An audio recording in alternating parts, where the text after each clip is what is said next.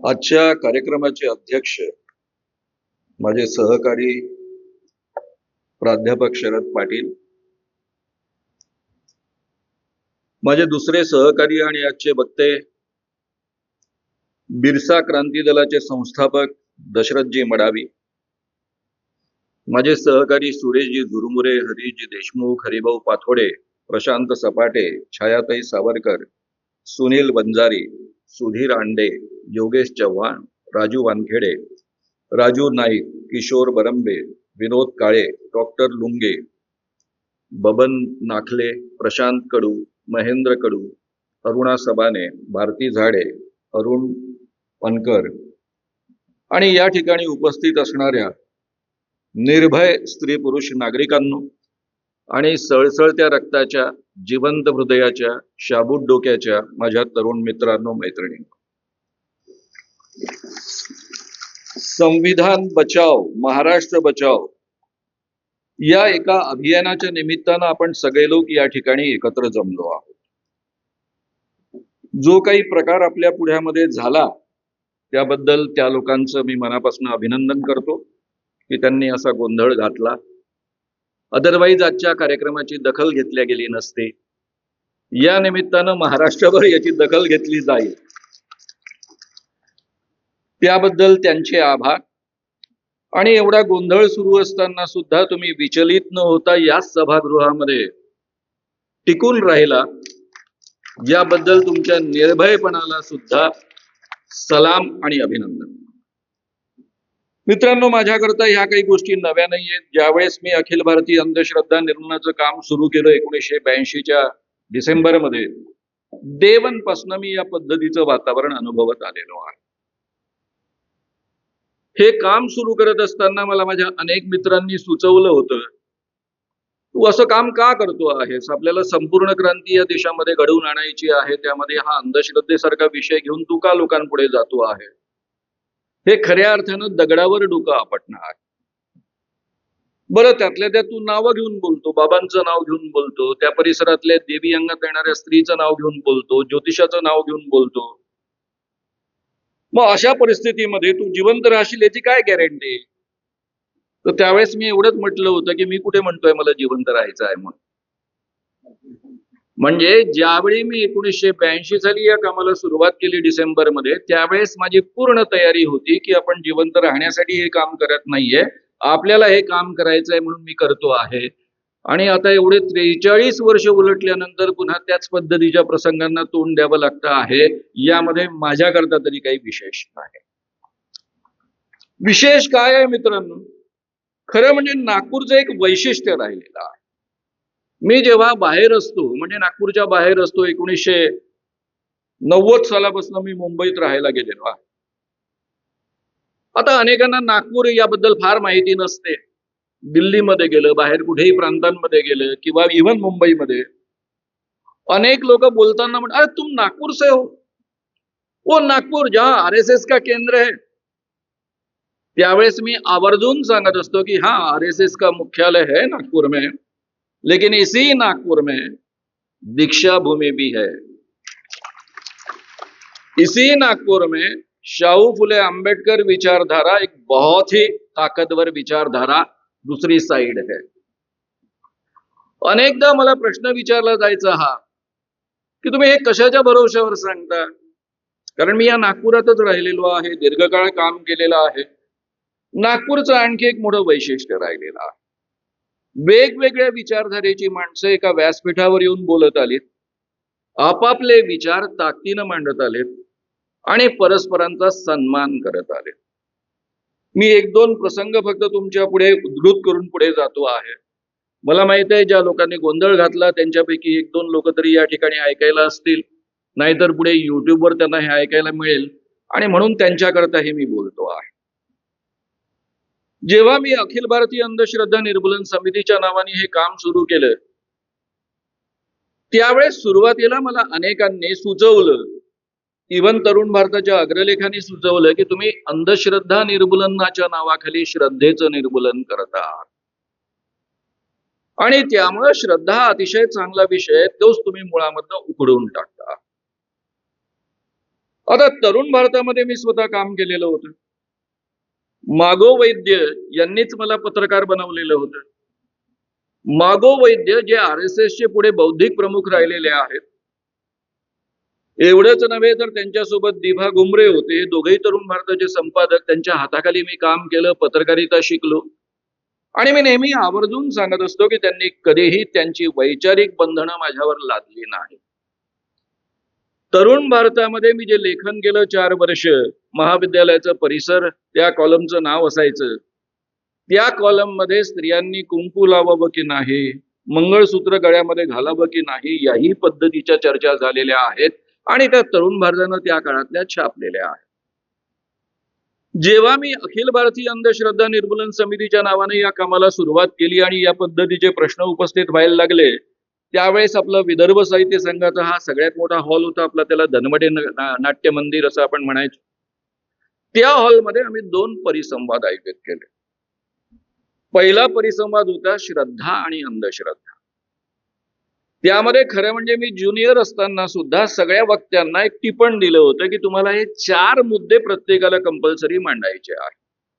श्रद्धा म्हणजे नेमकं काय, नंबर 2 चा मुद्दा अंधश्रद्धा म्हणजे नेमकं काय, आणि अंधश्रद्धा निर्मूलन करताना श्रद्धेला हात न लावता कशा पद्धतीनं निर्मूलन करायचं आणि त्याचे मार्ग काय असू शकतात, आणि चौथा मुद्दा श्रद्धा टिकवून अंधश्रद्धा निर्मूलन कसं करता येईल याचं मार्गदर्शन. पहिल्या दिवशी 6 वक्ते बोलायला उभे. 2 दिवस हा परिसंवाद चालला होता. धनवडे नाट्यगृहात तुडंब भरलं होतं. कदाचित तुमच्यापैकी एखाद दुसरी व्यक्ती त्याला हजर असेल. आणि पहिल्या दिवशीचे अध्यक्ष होते प्राचार्य राम शेवाळकर. बोलणाऱ्या वक्त्यांमध्ये होते मागो वैद्य, दिबा गुमरे, श्रीभा वर्णेकर जे संस्कृतचे पंडित होते, कवी अनिल देशपांडे त्यांचं नाव. या पद्धतीची 6 माणसं एका बाजूने आणि दुसऱ्या बाजूने 6 माणसं होते.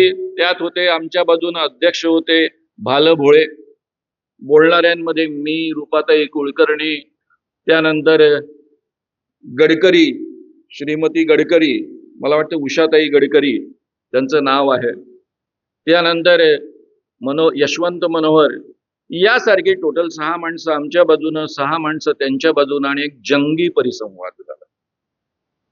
प्रत्येकाने आपापल्या पद्धतीनं आपापली मतं ताकदीनं मांडली. जेव्हा मी अंधश्रद्धेचं काम करायला लागलो आणि 5-6 वर्ष व्हायला लागले, साधारणतः 86-87 सालची ही गोष्ट असेल किंवा 85 ची गोष्ट असेल, अनेक तक्रारी बाळासाहेब देवरसजी RSS इथले प्रमुख आहे त्यांच्याकडे जायचे. त्यामध्ये प्रामुख्यानं गावगावच्या बाबांकडनं RSS ची लोक येऊन सांगायची की हा श्याम मानव नावाचा माणूस आहे जो तुम्ही तरुण भारतानेच मोठा बनवला आहे. या तरुण भारतामधला तुमचा हा पत्रकार धर्माचं असं करतो, तसं करतो, आपलं असं नुकसान करतो, तसं करतो, आणि खूप पद्धतीच्या या तक्रारी जायच्या. याला आवर घातला पाहिजे असं सांगितलं.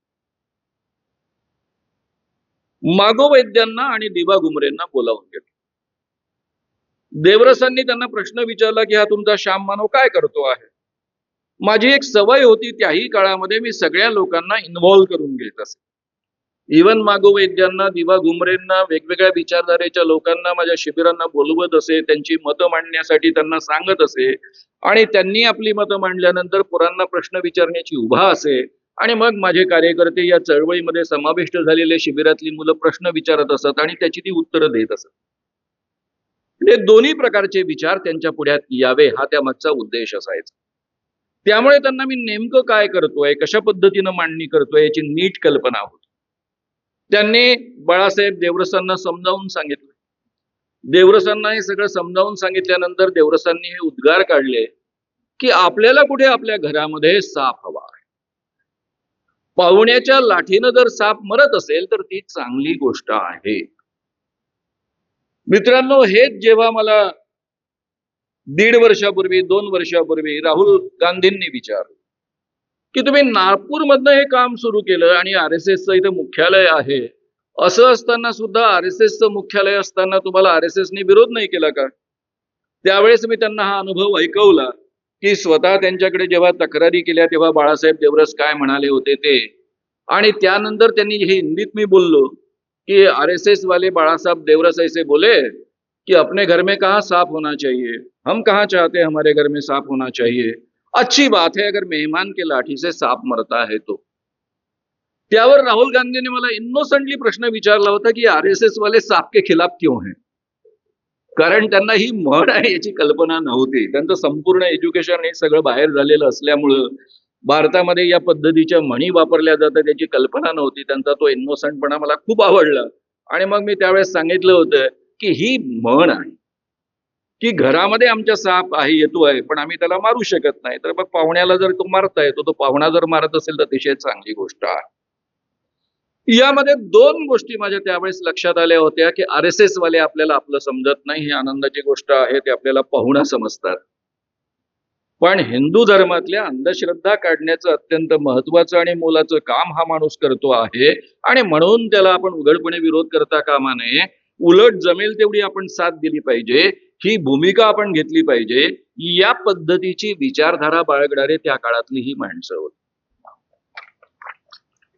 माधव वैद्य असेल किंवा दिबा घुमरे असेल, पुढे मी लोकमत सोबत अटॅच झालो. 83 सालापासून जवळपास 90 सालापर्यंत मी लोकमतच्या माध्यमातून लेखन करत होतो. दर आठवड्याला 2 लेख लिहायचो. एक अंधश्रद्धा निर्मूलन विषयावर असायचा, दुसरा युवा विषयावर असायचा. त्या संपूर्ण काळामध्ये मी हजारो बाबांना एक्सपोज केलं. त्यापैकी शेकडो बाबांबद्दल लिहिलं. पण एकदाही तरुण भारतानं अशी भूमिका घेतली नाही की ज्या बाबांना मी एक्सपोज केलेलं आहे त्याचं समर्थन करण्याचं एकही काम त्यांनी कधी केलं नाही. उलट ज्यावेळेस शुभदास बाबांना मी एक्सपोज केलं त्यावेळेस शुभदास बाबाची अनेक महत्वाची माणसं आणि त्यातली अनेक आरएसएसची माणसं दिबा घुमरेंना भेटायला आली. त्यावेळेस दिबा घुमरे संपादक झालेले होते आणि त्यांना म्हणायला लागले की हा श्याम मानव खोटं नाटू लोकमत मध्ये लिहितो आहे, शुभदास महाराजांना बदनाम करतो आहे. आपण तरुण भारताच्या माध्यमातून त्याचं सगळं बुरखा पाडला पाहिजे. त्यावर दिबा घुमरेंनी दिलेलं उत्तर होतं जे त्यांनीच मला सांगितलं. ते म्हणाले, तो मुलगा आमच्या हाताखाली ट्रेंड झालेला आहे, त्याला आम्ही अतिशय चांगल्या पद्धतीने ओळखतो. श्याम मानव कधीही खोटं लिहित नाही, तो खोटं लिहिणं शक्य नाही. तुम्ही म्हणतात तुमच्याकडे पुरावे आहेत, तुम्ही घेऊन या. मी श्याम मानवांना तुमच्या समोर बोलवतो, समोरासमोर आपण चर्चा करूया आणि मग जे सत्य असेल त्याच्या बाजूने आम्ही उभे राहू. नंतर दिबा घुमरे सांगत होते की असं मी म्हटल्यानंतर ती माणसं जी पळून गेली पुन्हा पुन्हा मला चेहरा सुद्धा दाखवायला आली नाही. या पद्धतीनं या लोकांनी सातत्यानं सपोर्ट दिलेला आहे आणि म्हणून मला या लोकांविषयी मनापासून आदर आहे. ज्यांना आज तुम्ही देवाभाऊ म्हणून ओळखता त्यांच्या वडिलांचं नाव आहे गंगाधरराव फडणवीस. मी नागपूरमध्ये जेव्हा आलो, इमर्जन्सी मध्ये जेलमध्ये गेलो होतो. इंदिरा गांधींना विरोध केला, त्यांनी इमर्जन्सी लादली म्हणून. आणि हा विरोध केल्यानंतर 10 महिने जेलमध्ये घालवले. त्यानंतर सुटलो. त्यानंतर यवतमाळमध्ये यावं लागलं कारण माझ्या आई वडिलांनी माझं घर विकून टाकलेलं होतं वर्ध्याचं. आणि कोणतंच कॉलेज मला प्रवेश देत नव्हतं.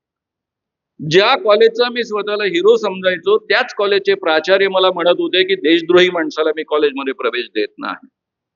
आणि मग नाईलाजानं मी यवतमाळमध्ये रसबंदी सुरू करायचं ठरवलं. आणि ती रसबंदी सुरू करत असतानाच इमर्जन्सी हटवून इंदिरा गांधींनी निवडणुका जाहीर केल्या. आणि मग 77च्या निवडणुकांमध्ये त्यावेळेस खरं म्हणजे आम्ही जनता पार्टीचं गठन केलं. विदर्भामध्ये कोणते पक्ष होते त्या काळामध्ये? त्यामध्ये एक होता जामवंतरावांचा फॉरवर्ड ब्लॉक, दुसरा होता जनसंघ नावाचा पक्ष जो आरएसएस ची राजकीय विंग होती, ज्याला आजच्या काळामध्ये तुम्ही बीजेपी म्हणून ओळखता. या जनसंघाला त्या काळामध्ये सगळे लोक शेटजी आणि भटजीची पार्टी असं म्हणायचे. या जनसंघाला सोबत घेऊन आणि फॉरवर्ड ब्लॉकला सोबत घेऊन आम्ही जनता पार्टीचं गठन केलं. असेल नसेल त्या सोयी सुविधा तर आमच्याजवळ काहीच नव्हत्या, कोणाजवळ पैसा नव्हता. या देशामधल्या एकाही पक्षाजवळ 10 खासदार निवडून आणता येईल एवढं सामर्थ्य नव्हतं. आणि असं असताना जनतेनंच ही निवडणूक स्वतःच्या हातामध्ये घेतलेली होती आणि अत्यंत बलाढ्य असणाऱ्या इंदिरा गांधींचा त्या काळामध्ये लोकसभेमध्ये दारुण पराभव झाला. या लोकसभेच्या 5-6 जिल्ह्यांमधल्या निवडणुकांच्या सभांमध्ये मी हिरिरीनं भाग घेतला. त्यातून खऱ्या अर्थानं मैदानी वक्तृत्व शिकण्याची संधी मिळाली. त्यानंतर 78 साली विधानसभेच्या निवडणुका झाल्या, त्यामध्ये जनता पार्टीचा जोरदार आम्ही प्रचार केला आणि यामध्ये ही सगळी माणसं माझ्यासोबत होती. या दोन्ही सभांमधल्या निवडणुकांमध्ये गंगाधररावांची ओळख झाली, पण इतकी घनिष्ठ ओळख झाली नव्हती. यानंतर मी या दोन्ही सभांच्या निवडणुका झाल्या, दणकून प्रचार झाला. त्यानंतर मे मध्ये ज्यांना आपण नगर परिषदांच्या म्हणतो त्या पद्धतीच्या निवडणुका झाल्या आणि त्या निवडणुकांनंतर मग मी शिकण्याकरता, कारण आता वातावरण बदललं होतं, महाराष्ट्रातलंही सरकार बदललं होतं, महाराष्ट्रामध्ये जनता पार्टी प्लस शरद पवार यांचं सरकार आलेलं होतं, देशामधलं सरकार बदललेलं होतं, जनता पार्टीचं सरकार आलेलं होतं आणि मग मी नागपूरमध्ये MA फायनल करण्याकरता. त्यावेळेस गंगाधररावांची छान ओळख झाली. गंगाधरराव अभिमानानं इतरांना सांगत असेल, हा पोरगा माझा मित्र आहे, त्यांच्यापेक्षा वयाने मी लहान असताना सुद्धा. आणि ते नागपुरामध्ये मोठं प्रस्थ होतं त्यांचं, त्यांचा खूप सन्मान होता, मोठे लीडर होते आणि अतिशय बरोबरीनं वागवत असत. अतिशय उदार मनाचा माणूस, सगळ्यांना सोबत घेऊन चालणारा माणूस. माझे विचार त्यांच्यापेक्षा अतिशय भिन्न याची कल्पना असताना सुद्धा माझ्या विचारांचा सन्मान करणारा माणूस. तेच मी मागो वैद्यांबाबत पाहिलं. मागो वैद्यांसमोर किंवा दिवा घुमरेंसमोर आम्ही मनुस्मृतीबद्दल अनेकदा चर्चा केल्या, पण एकदाही या दोन्ही संपादकांनी मनुस्मृतीचं कोणत्याच अर्थानं कधी समर्थन केलं नाही. तुम्हाला त्यांच्या एकाही अग्रलेखामध्ये याचं समर्थन आढळणार नाही. या पद्धतीच्या जाती व्यवस्थेचं समर्थन केलं नाही. फार वेगळ्या पद्धतीने विचार करणारी माणसं होते, इतरांच्या विचारांचा सन्मान करणारी माणसं होते आणि या पद्धतीच्या परिसंवादामध्ये ते हिरिरीनं सहभागी होत असत, आपली मतं मांडत असत, दुसऱ्यांची मतं ऐकत असत. या पद्धतीचं एक सुंदर वातावरण नागपूरमध्ये राहिलेलं आहे, ज्यामध्ये एका बाजूने यशवंत मनोहर बोलतात, दुसऱ्या बाजूनं मागो वैद्य बोलतात, एका बाजूनं भाल भोळे बोलताय, दुसऱ्या बाजूनं राम शेवाळकर बोलतायत. राम शेवाळकर विचारांनी RSSच्या विचारांची अशी समजूत असले तरी त्यांचे विचार वेगळे होते, पण माझ्या विचारांशी ते जुळणारे नव्हते.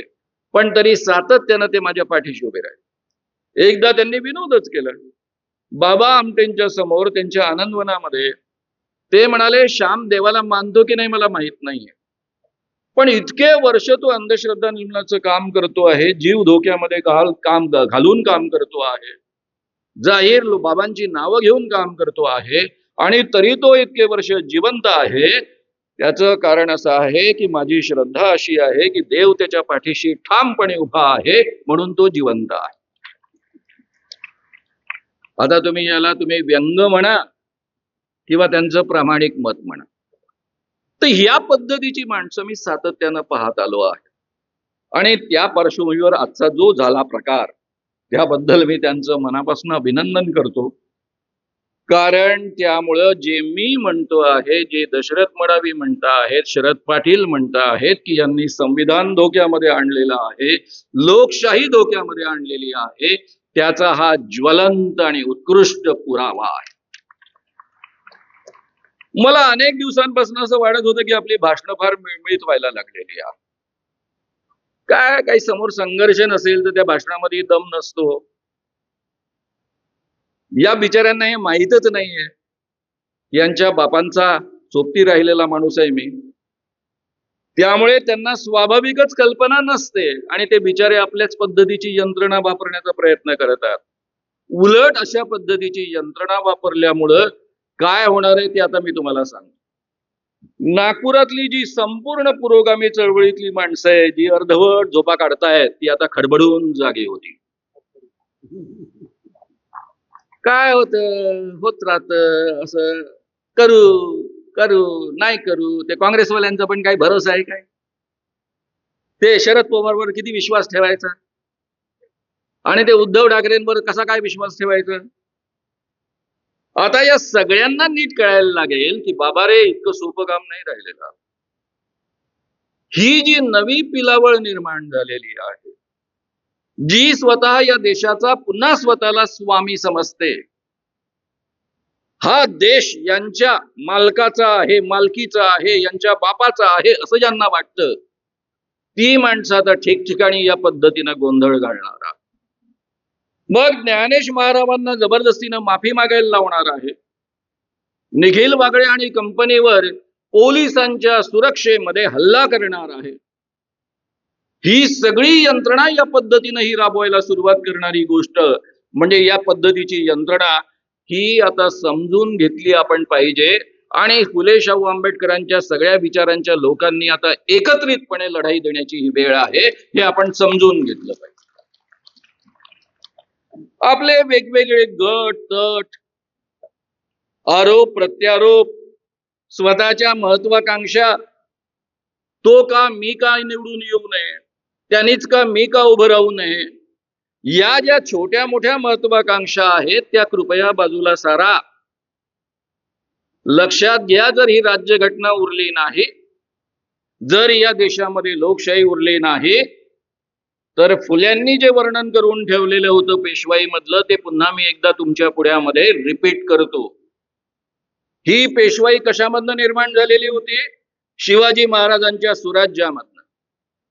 शिवाजी महाराज ज्यांनी आपल्या आयुष्यामध्ये कधीही अस्पृश्यता पाळली नाही. तुम्ही कोणतेही इतिहासातले पेपर काढा, शिवाजी महाराजांनी अस्पृश्यता पाळल्याचा एकही पुरावा तुम्हाला कुठे सापडत नाही. त्या काळामध्ये अस्पृश्यता अतिशय काटेकोरपणे पाळली जात असे असा तो कालावधी होता. शिवाजी महाराज वेगवेगळ्या जाती धर्मातल्या लोकांसोबत जेवण सोबत घेत असत. एवढंच नव्हे तर त्यांनी महारांना किल्लेदार बनवलं, रामोशांना सेनापती बनवलं, मुस्लिमांना महारांना वेगवेगळ्या जातीमधल्या कनिष्ठ जातीमधल्या लोकांना आपल्या सैन्यामध्ये आणि आपल्या सुराज्याच्या प्रक्रियेमध्ये सामावून घेतलं, त्यांना सन्मानाची पदं दिली, सन्मानपूर्वक वागणूक दिली आणि सगळ्या 18 पगड जातीच्या लोकांना एकत्र करून ही सुराज्याची निर्मिती केली.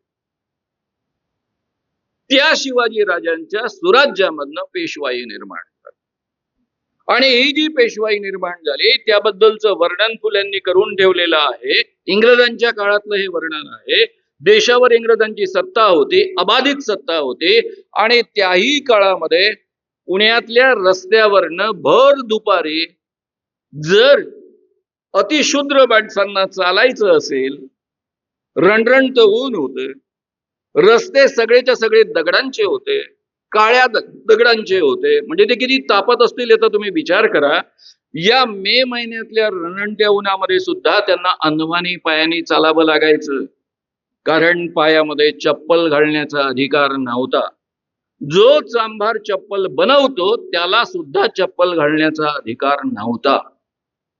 केवळ एवढंच नव्हे तर त्यांनी रस्त्यामध्ये थुंकून रस्ता अपवित्र करू नये म्हणून गळ्यामध्ये मडकं बांधलेलं असायचं आणि त्याच्या पायाची मागे पावलं जी उमटतात त्या पावलांमुळे इतरांना विटाळ होऊ नये म्हणून मागे त्याने झाडू बांधायचा असे. या पद्धतीचं दृश्य पुण्यामधलं हे दृश्य आहे, त्या काळामध्ये वर्णन करून ठेवलेलं आहे. हे पुन्हा या देशामध्ये येऊ शकतं. मी असं का बोललो किंवा दशरथ का बोलले की काळाची चक्र उलटी फिरवली जाऊ शकत नाही? तुम्ही फक्त आपल्या जवळच्या अफगाणिस्तानचा इतिहास पहा. अफगाणिस्तानचे आणि भारताचे एकेकाळी अत्यंत जवळचे संबंध राहिलेले. गांधारी अफगाणिस्तानची होती असं मानलं जात आहे. या अफगाणिस्तानमध्ये फक्त आजपासून 50-70 वर्षापूर्वी किती आधुनिक झालेलं अफगाणिस्तान होतं. त्यानंतर तिथे तालिबानचं राज्य आलं आणि अफगाणिस्तान मधल्या पोरींना घराच्या बाहेर पडणं असह्य झालं.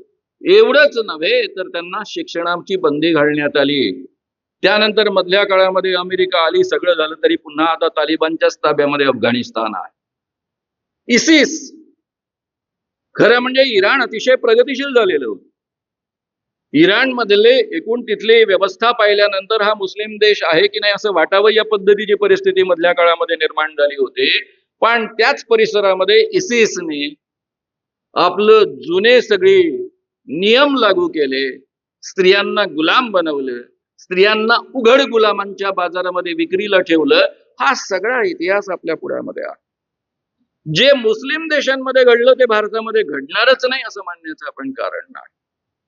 मित्रांनो, मी नेहमी म्हणतो की आपल्या देशामधली राज्यघटना जी आहे त्या राज्यघटनेनं आपल्याला काय दिलं याचं मूल्य आपल्यापैकी अनेकांना कळलेलं नसतं, लक्षात आलेलं नसतं. मला माहित आहे की या ठिकाणी झालेलं पूर्वीचं जे व्याख्यान आहे नोव्हेंबरमध्ये 2023 मध्ये ते आपल्यापैकी काही लोकांनी ऐकलेलं असतं.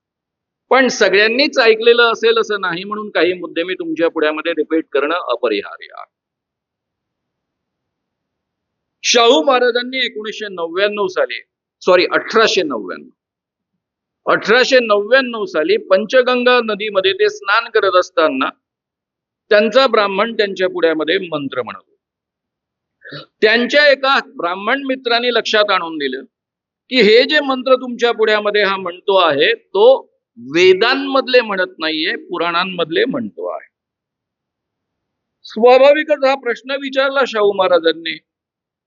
त्यांच्या पदरी नोकर असणारा, अनेक वर्षांपासून त्यांचा पगार घेत असलेला ब्राह्मण त्यांना म्हणाला, महाराज तुम्ही राजे जरी असला तरी जन्माने शूद्र आहात आणि शूद्रांना वेद ऐकण्याचा अधिकार नाही, आणि म्हणून मी तुमच्या पुढ्यामध्ये मला वेदांमधले मंत्र येत असताना सुद्धा वेदांमधले मंत्र म्हणू शकत नाही, आणि म्हणून मी पुराणातले मंत्र म्हणतो आहे. शाहू महाराजांनी रागाने त्याला काढून टाकलं नोकरीवरनं, त्याचं वर्षासन बंद करून टाकलं. पुढे त्यांच्या सरदारांनी आणखी पुढे ऍक्शन घेतल्या, अनेक ब्राह्मणांची संपत्ती वगैरे पुढच्या काळामध्ये जप्त केली, कारण हा मुद्दा एवढ्यापर्यंत मर्यादित राहिला नाही. पुढे 2-3 वर्ष तो पूर्ण महाराष्ट्रामध्ये गाजत राहील. शाहू महाराज क्षत्रिय आहेत की शूद्र आहेत? पुण्यातल्या ब्रह्मवृंदांनी एक मताने एकमुखी जवळपास निर्णय दिला की कलियुगामध्ये केवळ 2च वर्ण शिल्लक आहेत, एक म्हणजे ब्राह्मण आणि उरलेले सगळेच्या सगळे शूद्र. कारण क्षत्रिय आणि वैश्य हे दोन्ही वर्ण सस्पेंड केलेले आहेत आणि त्यामुळे या पद्धतीनं ते शूद्रच आहेत. शाहू महाराज हे जोपर्यंत बाकी ब्रह्मवृंद बोलत होते तोपर्यंत हा मुद्दा एवढा सिरियस मानला नाही गेला, त्याच्यावरचे वाद वगैरे सुरूच होते. पण लोकमान्य टिळकांनी यामध्ये उडी घेतली आणि त्यामध्ये सुद्धा त्यांनी याच पद्धतीचं मत व्यक्त केलं. हे मत व्यक्त केल्यानंतर स्वाभाविकच हा प्रश्न आला की शाहू महाराज हे जर शिवाजीराजांचे वंशज आहेत तर मग शिवाजीराजे क्षत्रिय तर हे कसे शूद्र? त्यावर उत्तर देताना सगळे लोक बोलले, पुण्यातले प्रामुख्यानं ब्राह्मण लोक, आणि टिळकांनी त्याची री उडली आणि ते म्हणजे शिवाजी महाराज हे सुद्धा शूद्रच होते. आणि म्हणूनच पुण्यातल्या ब्राह्मणांनी, पुण्यातल्या नव्हे संपूर्ण महाराष्ट्रामधल्या ब्राह्मणांनी शिवाजीराजांचा राज्याभिषेक करण्यासाठी मनाई केलेली होती. 1674 सालची ही गोष्ट आहे. त्यावेळेस शिवाजी महाराजांनी गागाभट्टाला बोलावून आणलं काशीवरनं, त्याला प्रचंड दक्षिणा देण्याचं अभिवचन दिलं. त्याच पद्धतीनं राज्याभिषेक झाल्यानंतर प्रत्यक्ष जी दक्षिणा दिली ती त्याला आणि त्याच्या सहकाऱ्यांना खांद्यावर लादून नेता येईना म्हणून प्राण्यांवर लादून न्यावी लागली होती. एवढी मोठी संपत्ती त्याला दानामध्ये दिलेली होती. पण शिवाजीराजांनी स्वतःला राज्याभिषेक करून घेतला. ही वस्तुस्थिती आहे. या पद्धतीचा इतिहास तुम्हाला मला सगळ्यांना माहिती आहे, तो मी रिपीट करत बसत नाही. यावर उत्तर देताना टिळक असं म्हणाले की त्यावेळेस गागाभट्टाने शिवाजी राजांना तात्पुरतं शूद्र करून घेतलेलं, तात्पुरतं क्षत्रिय बनवलं होतं, तात्पुरतं क्षत्रिय बनवलं होतं. म्हणजे ते मुळामध्ये शूद्रच होते. राजे बनण्या इतपत त्यांना फक्त क्षत्रिय बनवलं होतं.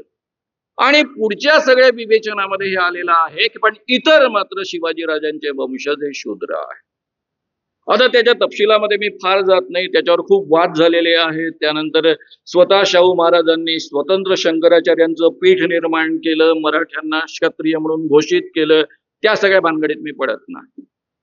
मी तुम्हाला एवढंच सांगतो की या मनोवृत्तीचा माणूस जो या गोष्टीचं समर्थन करतो, लोकमान्य टिळक, ते पुढे काँग्रेसचे सर्वोच्च नेते झालेत देशामध्ये. 1920 साली 1 ऑगस्टला त्यांचा मृत्यू झाला. माझा साधा प्रश्न असा आहे की या मनोवृत्तीची माणसं काँग्रेसची खऱ्या अर्थानं नेते होते.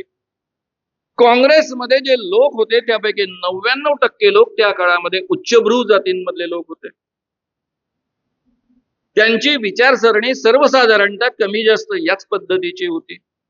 या पद्धतीची जर काँग्रेस पुढे विकसित होत गेली असती, याच विचारधारेनं चालत आली असती, कदाचित त्यांनी देशामधलं आंदोलन, स्वातंत्र्य आंदोलन पुढे चालवलं असतं. या देशाला 1947 साली स्वातंत्र्य मिळालं असतं.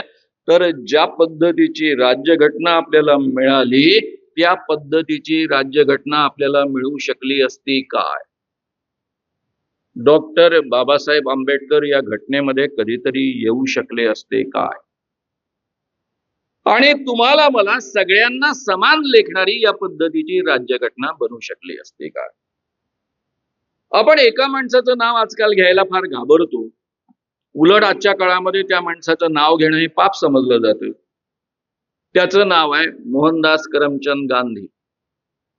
याच नागपूरमध्ये 1920 साली 25 डिसेंबरला काँग्रेसचं अधिवेशन भरलेलं होतं. लोकमान्य टिळकांचा मृत्यू झालेला असल्यामुळं महात्मा गांधींना त्याचं अध्यक्ष बनवलेलं होतं. त्या अंत्यसंमेलनामध्ये महात्मा गांधी बोलतात, मैं एक हिंदू हूं, मैं रूढ़िवादी हिंदू होने का दावा करता हूं, मैं एक सनातनी हिंदू हूं. 3 वाक्य वापरतात. हिंदू हूं, रूढ़िवादी हिंदू होने का दावा करता हूं, सनातनी हिंदू. मेरे धर्म में जो छुआछूत की प्रथा है वो एक सबसे बड़ा पाप है और इस पाप को मिटाना मैं अपना कर्तव्य मानता हूं. महात्मा गांधी एवढं बोलल्यानंतर पुढचं त्यांचं वाक्य आहे, जो व्यक्ति जाति के आधार पर इंसान में भेद करता है, ऊंच नीच मानता है, वो कभी भी सनातनी हिंदू नहीं हो सकता. म्हणजे त्यांनी सनातनी हिंदुत्वाची फार वेगळी व्याख्या केलेली होती. आणि मित्रांनो, त्यावर प्रश्न प्रतिप्रश्न आलेत. लोकांनी म्हटलं भगवद्गीता मानते हो, कारण भगवद्गीतेमध्ये, मनुस्मृतीमध्ये, वेदांमधल्या ऋग्वेदामधल्या पुरुष सूक्तामध्ये एक वचन आहे, ब्रह्म्याच्या मुखातनं ब्राह्मणांचा जन्म झालेला आहे, बाहूंमधनं क्षत्रियांचा जन्म झालेला आहे, मांड्यांमधनं वैश्यांचा जन्म झालेला आहे आणि पायांमधनं शूद्रांचा जन्म झालेला आहे. हे आपलं धर्मवचन असताना तुम्ही कसा काय याला विरोध करता? त्यावर गांधींचं उत्तर हे अत्यंत मोलाचं आणि महत्वाचं आहे. गांधी म्हणाले, मेरे धर्मग्रंथों में कुछ भी कहा हो, जो मेरे सज्जद विवेक को नहीं जचता है, मानव जाति के लिए जो हितकारक नहीं है, उन चीजों को मैं स्वीकारूंगा नहीं. पुढे ते असं म्हणतात आणि ते अतिशय प्रभावीपणे बोलताना बोलतात, म्हणजे त्यांच्या भाषेमध्ये जेवढं चांगलं त्यांना बोलता येत असेल ते, हमारे धर्म ग्रंथों में काफी मनगढ़ंत चीजें कही है. या पद्धतीचं वाक्य वापरणारा माणूस, ज्या काँग्रेसमध्ये 99% लोक हिंदू आहेत, त्यातल्या त्यात उच्चभ्रू हिंदू आहेत, त्या काँग्रेसचं त्यांना नेतृत्व करण्याची मनात इच्छा आहे असं जर आपण मानलं, तर या पद्धतीचं बोलण्याचं धारिष्ट्य करणारा माणूस पुढे काँग्रेसचा नेता बनतो आणि तिथून काँग्रेस पूर्ण बदलत जाते. काँग्रेसमध्ये वेगवेगळ्या जाती धर्मातल्या, अस्पृश्य जातीमधल्या लोकांना सामावून घेतलं जातं, त्यांना बरोबरीचं स्थान दिलं जातं. काँग्रेसच्या अधिवेशनांमधनं आणि आंदोलनामधनं जाती व्यवस्था आणि प्रामुख्यानं अस्पृश्यता पूर्णतः गाळली जाते, टाळली जाते आणि सगळ्यांना समान सन्मान दिला जातो. एवढंच नव्हे तर ज्या देशामधल्या स्त्रिया घराच्या बाहेर पडत नसत, त्यांना अतिशय प्रभावीपणे या आंदोलनामध्ये समाविष्ट करून घेतलं जातं. आणि ह्या स्त्रिया, घरामध्ये वापरणाऱ्या स्त्रिया, इंग्रजांच्या बंदुकांपुढे आणि तोफांपुढे निर्भयपणे आम्ही आजादी चाहिए म्हणून नारे लगावत पुढे चालत जातात, चले जाओचा नारा देत राहतात. या पद्धतीचं सुंदर वातावरण संपूर्ण देशामध्ये निर्माण केलं जातं. महात्मा गांधींनी आपल्या, जे शरद पाटलांनी उल्लेख केला 4 मूल्यांचा, ही 4ही मूल्य 1920 पासून 1947 पर्यंत या देशभरामध्ये जी स्वातंत्र्य आंदोलनाची चळवळ झाली त्यामध्ये रुजवली आहे. पहिलं मूल्य समतेचं. तुम्ही कोणत्याही जातीमध्ये जन्माला या, कोणत्याही धर्मामध्ये जन्माला या, कोणत्याही लिंगामध्ये जन्माला या, माणूस म्हणून सगळी माणसं समान आहे. सगळ्यांना समान अधिकार मिळाला पाहिजे, सगळ्यांना समान संधी मिळाली पाहिजे, सगळ्यांना समान न्याय मिळाला पाहिजे. दुसरं मूल्य रुजवलं बंधुतेचं. या देशामध्ये बंधुता होती नव्हती याच्या वादामध्ये मी पडत नाही. ज्या देशामध्ये अस्पृश्यता पाळली जात असे, ज्या देशामध्ये कुत्रं शिवलं तर चालायचं, गाढव शिवलं तर चालायचं, डुक्कर शिवला तरी चालायचा, पण माणूस शिवलेला चालत नसे, त्या देशामध्ये आपण बंधुता होती असं म्हणण्याचं धार्ष्ट्य करणार सुद्धा माझी काही हरकत नाही. बंधुतेचं मूल्य रुजवलं. कोणी कोणत्याही जातीमधला असेल, कोणत्याही धर्मामधला असेल, वेगवेगळ्या प्रथा पाळणारा असेल, वेगवेगळ्या रूढी पाळणारा असेल, वेगवेगळ्या पंथांमधला असेल, तरी सगळ्या माणसांनी एक दुसऱ्यांसोबत बंधुभावाने जगावं हे मूल्य त्यांनी रुजवलं. तिसरं मूल्य स्वातंत्र्याची आस निर्माण केली. तुम्ही म्हणाल स्वातंत्र्याची आस निर्माण केली, यात काय विशेष आहे? अरे भारत 2000 वर्षापेक्षा अधिक काळ गुलाम राहिलेला आहे. या भारतामध्ये स्वातंत्र्याची आस पूर्णतः संपलेली होती. हा देश गुलाम का झाला? कोणत्या तरी राजाचा आधी गुलाम झाला. या देशामध्ये ज्या काळामध्ये हिंदू राजांचं राज्य होतं, त्याही काळामध्ये तुमच्या माझ्या जीवनावर मनुस्मृतीचं राज्य होतं. या देशामध्ये मुस्लिमांच्या ताब्यामध्ये 800 वर्ष हा देश आहे असं आपण मानतो, त्याही काळामध्ये तुमच्या माझ्या जीवनावर मनुस्मृतीचं राज्य होते.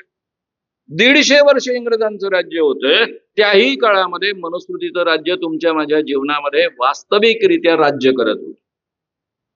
इंग्रजांच्या काळामध्ये या देशामध्ये इंग्रज कधीही एका दिवशी 1 लाखापेक्षा अधिक आले नाही.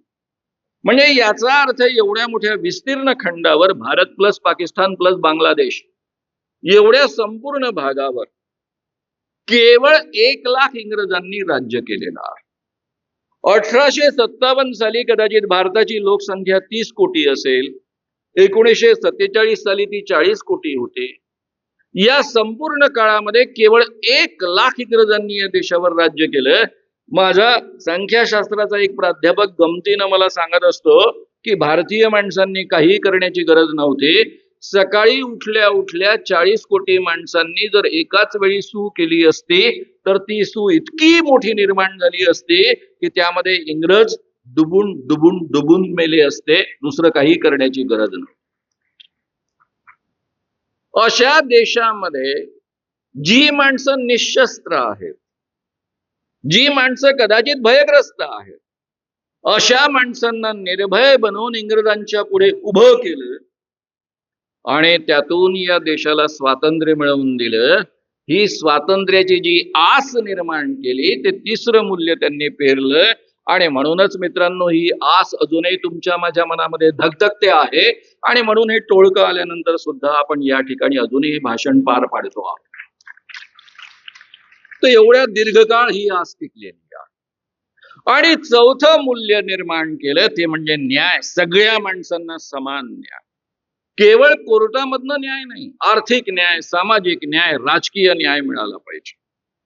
हे मी बोलत असताना आपल्यापैकी अनेकांना त्यातले डिटेल्स माहीत आहेत. आपल्यापैकी अनेकांना मनुस्मृतीमधले काही उतारेही माहीत आहेत. पण तरी जी लोक माणसं पहिल्यांदा ऐकत असतील त्यांना लक्षात यावं आणि तुमच्यामध्येही तीव्रता जागावी म्हणून मी काही वचन मनुस्मृतीमधली फक्त तुमच्या पुढ्यामध्ये उद्धृत करत पुढे जातो आहे. यदि शूद्र गर्व से ब्राह्मण पर थूक दे तो उसके ओठ काट दे, पेशाब कर दे तो लिंग कटवा दे, और उसकी ओर अपान वायू निकाले तो गुदा कटवा दे. अपान वायू याचा अर्थ आपल्या वराडी भाषेमध्ये पादणे असा होतो. आता पादण्यावर कोणाचा कंट्रोल असतो का हो? मी नेहमी म्हणतो की आपले 56 इंची वाले मोदीजी नेहमी गॅरंटी देतात, ये मेरी मोदी की गारंटी है. तसं आपल्यापैकी म्हणू शकतं का, ये मेरी गारंटी, मैं कभी किसी के सामने कभी भी पादूंगा नहीं? पॉसिबल आहे का? त्याच्यावर आपला कंट्रोल नसतो. समजा एखादा ब्राह्मण समोरनं येतोय, त्याला आपण कुर्निसात करतोय आणि तो कुर्निसात केल्यानंतर समजा याचं सुटलं तर त्याची गुदा कापून टाकायची. हे मनुस्मृतीचं वचन. मनुस्मृतीमध्ये ब्राह्मणांच्या बाजूने किती ती झुकलेली आहे नव्हे, सर्वथा ब्राह्मणांच्या हितासाठी कशी निर्माण झाली हे समजून घ्यायचं असेल तर ब्राह्मणाची संपत्ती कोणत्याही परिस्थितीमध्ये राजानं ताब्यामध्ये घेता कामा नये असा स्पष्ट आदेश आहे. आणि वरून राजाला सांगितलं की राजाने वारंवार धर्माच्या करता यज्ञ करायचे. राजा यज्ञ करे और ब्राह्मणों को क्या क्या दान दे? स्त्री दान दे, गृह दान दे, शय्या दान दे, वाहन दान दे, आदि भोग साधक पदार्थ और धन दे. म्हणजे दर यज्ञाच्या वेळी प्रत्येक ब्राह्मणाला एक एक बाई अर्पण करायची, त्याला वापरण्याकरता स्त्री द्यायची. ब्राह्मणांना या देशामध्ये किती विवाह स्त्रियांशी विवाह करायचे याचं मुळीच बंधन नव्हतं. ते चारही वर्णातल्या स्त्रियांशी लग्न करू शकत असत. ब्राह्मण, क्षत्रिय, वैश्य, शूद्र, त्याशिवाय ह्या ज्या स्त्रिया यायच्या त्यांच्या वाट्याला, ज्या यज्ञामुळे मिळायच्या, त्या आणखी त्यांना ठेवायचा अधिकार. त्यामुळे चार्ज वगैरे काही असं बंधन नव्हतं. मी नेहमी म्हणतो की या आपल्या राज्यघटनेने आपल्याला काय दिलं, सगळं काही दिलेलं आहे. मी बोलताना नेहमीच म्हणतो की मला असं म्हणता येतं की श्याम मानव नावाचा माणूस तुमच्या पुढ्यामध्ये बोलतो आहे. मला जर परंपरेनुसार बोलायचं झालं असतं तर मला म्हणावं लागलं असतं की श्याम मानव नावाचा एक शूद्र तुमच्या पुढ्यामध्ये बोलतो आहे. कारण आपला वर्ण हा आपल्या आई वडिलांच्या नुसार ठरत असतो. माझे आई वडील जर शेतकरी आहेत तर मग मी शूद्रच ठरणार, दुसरं कोण ठरणार. त्यामुळे या देशामध्ये या पद्धतीची ओळख होती. अनेकांना हा प्रश्न पडतो की या देशामध्ये खऱ्या अर्थानं ब्राह्मणांना काय दिलं. या एक तर मी लक्षात घ्या, मी सगळे बोलत असताना माझ्या बोलण्यातनं काही वेळेस असं वाटू शकतं तुम्हाला की मी ब्राह्मण द्वेष्टा आहे. मी मुळीच ब्राह्मण द्वेष्टा कोणत्याच अर्थानं नाही. उलट विनोबांच्या आश्रमामध्ये मी जास्त काळ राहिलेलो आहे, त्यांच्या तालमीत तयार झालेलो आहे. आचार्य दादा धर्माधिकारी हेही जन्मानं ब्राह्मण होते. त्यांनी आमची वैचारिक पायाभरणी केलेली आहे. मागो वैद्य आणि दिवा घुमरे या दोघांचंही नाव मी तुमच्या पुढ्यामध्ये घेतलं, तेही जन्माने ब्राह्मण होते. तेच कशाला देवभाऊचे वडील सुद्धा ब्राह्मणच होते. या सगळ्या ब्राह्मणांचं माझ्या जीवनामध्ये मोठं योगदान राहिलेलं आहे. मी ब्राह्मण जातीचा कोणत्याच अर्थानं द्वेष करत नाही. माझ्या चळवळीचे 2 अध्यक्ष ब्राह्मण राहिलेले आहेत आणि एक तर मरेपर्यंत कार्याध्यक्ष आमचे ब्राह्मण राहिलेले आहेत. त्यामुळे ब्राह्मण जात म्हणजे नेमकं काय, जो स्वतः ब्राह्मण जातीमध्ये जन्माला येतो आणि इतरांना आपल्यापेक्षा कनिष्ठ मानतो, मी इतरांपेक्षा श्रेष्ठ आहे, तो ब्राह्मणी मनोवृत्तीचा, त्याचा मी निषेध करतो आहे. पण अनेक माणसं अशी असतात जी ब्राह्मण जातीमध्ये जन्माला येत नाहीत, दुसऱ्या जातीमध्ये जन्माला येतात आणि ती मात्र इतरांपेक्षा आपण श्रेष्ठ आहोत असं मानतात. बाकीचे दलित, कनिष्ठ, अतिशूद्र असं मानतात. तीही माणसं तेवढीच घातक आहे, तीही माणसं ब्राह्मणी मनोवृत्तीची आहे आणि तीही माणसं निषेधार्ह आहेत असं मी मानत असतो. त्यामुळे जो माणूस समानता मानतो, माणसाला माणूस मानतो, माणसाला माणूस म्हणून सन्मान देतो, तो माझ्या दृष्टीनं ब्राह्मण जातीत जन्माला आला काय आणि कोणत्याही जातीमध्ये जन्माला आला काय, तो ब्राह्मण नाही. जो माणूस इतरांपेक्षा मी श्रेष्ठ असं मानतोय तो ब्राह्मणी मनोवृत्तीचा माणूस आहे. त्याचा आपण या ठिकाणी निषेध करतोय हे आपण समजून घेतलं पाहिजे. ब्राह्मणांना या आपल्या राज्यघटनेने काय दिलेलं आहे. ब्राह्मण स्त्रियांना अधिकार नव्हता ब्राह्मणाशिवाय इतर कुणाशी लग्न करण्याचा. ती प्रेमात जरी पडली असेल तरी तिला अधिकार नव्हता. समजा तिने एखादा चुकून दुसऱ्या वर्णातल्या माणसाशी लग्न केलं तर तिला होणारी मुलं ही चांडाळ असत, त्यांना जगण्याचा अधिकार नसे. गावामध्ये गावकिसा बाहेर सुद्धा राहण्याचा अधिकार नसे, त्यांना स्मशानामध्ये राहावं लागत असे. या राज्यघटनेनं आपल्या सगळ्यांना काय दिलं हे सांगताना मी नेहमी माझ्या 3 मित्रांची नावं घेत असतो. एक डॉक्टर नरेंद्र जाधव आहे, रिझर्व्ह बँकेचे मोठे अधिकारी राहिलेले आहेत, माझे मुंबईचे अध्यक्ष राहिलेले आहेत. दुसरे आमचे प्रकाश आंबेडकर आहेत.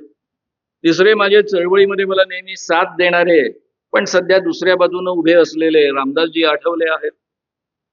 या 3ही मित्रांच्या बायका ब्राह्मण आहेत आणि यांना मुलं आहेत. जर मनुस्मृती या देशामध्ये लागू झाली असते तर या सगळ्या मुलांना चांडाळ म्हटलं गेलं असतं, त्यांना माणूस म्हणून जगण्याचा अधिकार मिळाला नसता. ब्राह्मण स्त्रियांना हा अधिकार पहिल्यांदा या राज्यघटनेच्या माध्यमातून अधिकृतरित्या प्राप्त झालेला आहे की ते ब्राह्मण स्त्री सुद्धा, इतर वर्णामधली स्त्री सुद्धा, तिला जो पुरुष आवडतो, ती ज्या पुरुषाच्या प्रेमात पडू इच्छिते किंवा पडते, ज्या पुरुषाशी लग्न करू इच्छिते त्या पुरुषाशी तिला लग्न करण्याचा अधिकार मिळालेला आहे आणि तिची मुलं सुद्धा इतर माणसांसारखी सन्माननीय राहणार आहे, त्याची गॅरंटी आपल्या राज्यघटनेनं दिलेली आहे. मी आणखी एक उदाहरण देताना देत असतो, ते पुन्हा मी तुमच्या पुढ्यामध्ये रिपीट करेन. मला काय करावं लागलं असतं? मी शेतकऱ्याचा मुलगा आहे, मी शेती करायला लागलो असतो. दुसरं मला काही करण्याचा अधिकार नसता. मी ना कॉलेजमध्ये प्राध्यापक म्हणून मी किंवा डॉक्टर शरद पाटील शिकवू शकलो असतो, ना तुमच्या पुढ्यामध्ये येऊन अशी भाषणं देऊ शकलो असतो, ना दशरथला या पद्धतीने येऊन आपलं सगळ्यांचं प्रबोधन करण्याची संधी मिळाली असती. हे तर अधिकार आपल्या सगळ्यांना मिळालेच आहेत, पण माझ्या एका मित्राला पण हा अधिकार मिळालेला. त्यांचं नाव आहे नितीन गडकरी. कॉलेज जीवनापासूनचे माझे चांगले मित्र आहेत. दुसऱ्या बाजूने आहेत विचारांचे, आणि तरीही आज त्यांना संपूर्ण जग रोडकरी म्हणून ओळखतं. जर ही राज्यघटना निर्माण झाली नसते, बाबासाहेबांनी इतकं सुंदर पद्धतीनं लेखन केलं नसतं, तर मित्रांनो नितीन भाऊंना काय करावं लागलं असतं? एखाद्या मंदिरामध्ये पुजारी म्हणून काम करावं लागलं असतं. तुमच्या माझ्या घरी येऊन कदाचित पूजा सांगावी लागली असती, किंवा एखाद्या गुरुकुलामध्ये शिक्षक म्हणून काम करावं लागलं असतं. पण त्यांना रोडकरी बनता आलं नसतं, आणि आज जगामध्ये रोडकरी म्हणून त्यांची ओळख मिळाली नसती. त्यामुळे या देशामधल्या प्रत्येक स्त्रीला, प्रत्येक माणसाला, प्रत्येक कोणत्याही जातीमध्ये आणि धर्मामध्ये जन्माला आलेल्या माणसाला या राज्यघटनेनं हा अधिकार दिलेला आहे. माणूस बनण्याचा अधिकार दिलेला आहे. माणूस म्हणून त्याचं अस्तित्व स्वीकारलेलं आहे. हे आपण कधीही विसरता कामा नये. आता मित्रांनो, आपण जेव्हा म्हणतो की या माणसांनी राज्यघटना धोक्यामध्ये आणलेली आहे, शरद पाटलांनी तो मुद्दा तुमच्या पुढ्यामध्ये घेतला. हे केवळ एखादा दुसरा खासदार नाही बोललेलं. RSS चे प्रमुख मोहन भागवत 1922 साली बोलले. काय बोलले? 2022. 2022 म्हणजे आतापासून 2 वर्ष आधी बोललेले आहे. तुम्ही जर गुगलमध्ये सर्च केलं तर तुम्हाला सहजतेनं त्यांचं वक्तव्य सापडेल. ते म्हणाले की ही आपली भारतीय राज्यघटना युरोपीय मूल्यांनुसार निर्माण झालेली आहे. ती बदलवून आम्हाला भारतीय मूल्यांनुसार निर्माण करायची आहे. ही जी इक्वॅलिटी, फ्रॅटर्निटी, लिबर्टी आणि जस्टिस, ही 4 मूल्यांवर आधारित असणारी जी राज्यघटना आज निर्माण झालेली आहे, ती युरोपीय मूल्य आहे. कारण आमच्या देशामध्ये काही माणसं ब्रह्म्याच्या मुखातनं जन्माला येतात, काही माणसं पायातनं जन्माला येतात. अशा ठिकाणी इक्वॅलिटी कशी चालेल? अशा ठिकाणी बंधुता कशी असू शकेल? अरे, पायातनं जन्माला आलेला माणूस हा बंधू असू शकतो? मुखातनं जन्माला आलेल्या माणसासोबत शक्यच नाहीये. त्याला स्वातंत्र्य कसं असू शकतं? अरे, या देशामध्ये नव्हतंच ना. ब्राह्मण पुरुष वगळता आणि काही अपवादात्मक राजकीय क्षत्रिय लोक सोडले तर इतरांना संस्कृत वाचण्याचा अधिकार नव्हता या देशामध्ये. ब्राह्मण स्त्रियांना सुद्धा संस्कृत वाचण्याचा अधिकार नव्हता. शिक्षणाचा अधिकार नव्हता. या देशामधल्या मनुस्मृतीमध्ये स्त्रीनं स्वातंत्र्य मर्हती म्हटलेलं आहे. स्त्रियांना स्वातंत्र्याचा अधिकार नाही. लहानपणी बापानं, तरुणपणी पतीनं आणि म्हातारपणी मुलानं पाळायची ती वस्तू आहे, त्यांच्या आज्ञेमध्ये तिला राहायचं आहे. ते सगळे अधिकार आजच्या काळामध्ये या राज्यघटनेच्या माध्यमातून मिळाले, कारण हे युरोपीय मूल्य आहे, भारतीय मूल्य नाहीत. त्यामुळे ही माणसं जेव्हा म्हणतात की आम्ही कधीही राज्यघटना बदलवण्याचं बोललो नाही, त्यावेळेस ही दादांत खोटं बोलत असतात. यांनी अनेकदा आपले मनसुबे व्यक्त केलेले आहेत. मी साधा प्रश्न विचारतो की यांच्या मनामध्ये जर या पद्धतीच्या कल्पना नाही, या पद्धतीचं हिंदू राष्ट्र नाही, तर हे कसलं हिंदू राष्ट्र या देशामध्ये आणू इच्छित? आज आपल्या देशामध्ये हिंदूंचंच राज्य आहे. या देशामध्ये 80% जर हिंदू आहेत, देशाचे सगळेच्या सगळे पंतप्रधान हिंदू आहेत. मनमोहन सिंग सुद्धा हिंदूच आहेत असं यांचं मत आहे, कारण शीख सुद्धा हिंदूंचाच एक भाग आहे असं हे मानतात. मग या देशामधलं सगळ्यात प्रभावी असणारं राज्यकर्त्याचं पद हे पंतप्रधानांचं, ते जर सारे हिंदू राहिले तर या देशामध्ये सातत्यानं हिंदूंचंच राज्य राहिलेलं आहे. पंडित जवाहरलाल नेहरू पण हिंदूच होते आणि वरून ब्राह्मण हिंदू होते. असं असताना यांना आणखी वेगळं हिंदू राष्ट्र का आणायचं आहे? कशासाठी आणायचं आहे? त्याच्या मागचा उद्देश जरा नीट समजून घ्या. आणि त्याकरता मी प्रत्यक्ष नागपुरात घडलेल्याच एका उदाहरणापासून सुरुवात करतो. नागपूरमध्ये धीरेंद्र कृष्ण महाराज आले होते. आपले देवाभाऊ त्यांच्या पायावर सपशेल लोटांगण घेते झाले होते. माहित आहे तुम्हाला सगळ्यांना. देवाभाऊ हा शब्द मी यासाठी वापरतोय कारण मोठमोठ्या जाहिराती वृत्तपत्रांमध्ये काल परवा आलेल्या आहेत, तुम्ही पाहिलेल्या आहेत. देवाभाऊ आम्ही तुमच्या पाठीशी. कोण? ओबीसी महासंघ. हा कोण ओबीसी महासंघ? त्याचा खरपूस समाचार आपण नंतर घेऊया. तर हे देवाभाऊ जे आले त्यांच्या पाया पडले, तो धीरेंद्र कृष्ण महाराज त्याला घेऊन हे महाराष्ट्रभर हिंडले. त्याने या नागपूरमध्ये 2 कायद्यांचं उल्लंघन केलं. पहिला drugs and magic remedies act 1954, दुसरा जादूटोणा विरोधी कायदा 2013चा. दोन्ही कायद्यांचं उघड उल्लंघन केले. त्याचे पुरावे पोलिसांपर्यंत मी पोहोचवले. खरं म्हणजे त्यांनी स्वतःच्याच युट्यूब मधनं त्याचं शूटिंग झालेलं असल्यामुळे ते सगळे पुरावे पोलिसांकडे आयते होतेच. आणि नागपूर पोलिसांनी दीर्घकाळ अभ्यास करून उत्तर दिलं. काय उत्तर दिलं? की हे दोन्ही कायदे लागू होत नाही. ड्रग्ज अँड मॅजिक रेमेडीज ऍक्टही लागू होत नाही. असं नाही म्हटलं नागपूरच्या पोलीस अधिकाऱ्यांनी. नागपूरचे पोलीस कमिशनर, जी कदाचित महाराष्ट्रातली 5वी-6वी नंबरची पोस्ट असेल, ते IPS अधिकारी म्हणतात हा अंधश्रद्धा निर्मूलन कायदा लागूच होत नाही याला. आणि गंमत अशी आहे की या जादूटोणा विरोधी कायद्यामध्ये सुरुवातीपासून प्रिएम्बल पासून तर शेवटच्या वाक्यापर्यंत कुठेही अंधश्रद्धा निर्मूलन हा शब्द नाही. या कायद्याचं नाव जादूटोणा विरोधी कायदाच आहे. त्याची प्रत मी स्वतः त्यांच्या हातामध्ये दिलेली होती. त्यानंतर ते असं म्हणतात की ड्रग्ज अँड कॉस्मेटिक ऍक्ट याला लागू होत नाही. अरे drugs and magic remedies act करता तक्रार केलेली आहे, कॉस्मेटिक ऍक्टचा याच्याशी संबंधच नाही. ज्या IPS अधिकाऱ्याला ड्रग्ज अँड कॉस्मेटिक ऍक्ट मधला आणि drugs and magic remedies act मधला फरक कळत नाही, तो IPS अधिकारी जाहीररित्या सांगतो की मी अभ्यास केला आमच्या सगळ्या सहकाऱ्यांनी आणि कायदे लागू होत नाही. आता हे कायदे लागू झाले नाही त्यावेळेस माझ्या मनामध्ये मी, शरद पाटील वगैरे आम्ही काही आमच्या वकील मित्रांना भेटायला गेलो. नाव मी मुद्दाम सांगत नाही. त्यांच्याशी चर्चा केल्या, माझ्या मुंबईच्या वकील मित्रांशी चर्चा केल्या. ते सगळे म्हणाले सर आपण हायकोर्टात गेलो तर आपल्याला कदाचित हायकोर्ट उभंच ठेवणार नाही. आपल्याला खालच्या कोर्टापासून लढाई करत जावं लागेल वरपर्यंत. आणि जेव्हा निर्णय येईल त्यापैकी कोर्टातनं, जोपर्यंत हायकोर्टातनं निर्णय येत नाही तोपर्यंत सरकार काही लक्ष देणार नाही. कोर्टातनं निर्णय काय येईल? कोर्टातनं निर्णय एवढाच येईल की पोलिसांनी ऍक्शन घ्यावी, कारण कायद्यामध्ये हे बसतं. याकरता 8-10 वर्ष जाऊ शकतात. माझ्या मनात त्या काळामध्ये पहिला विचार आला आणि मी तो शरद पाटलांपुढे बोलून दाखवला.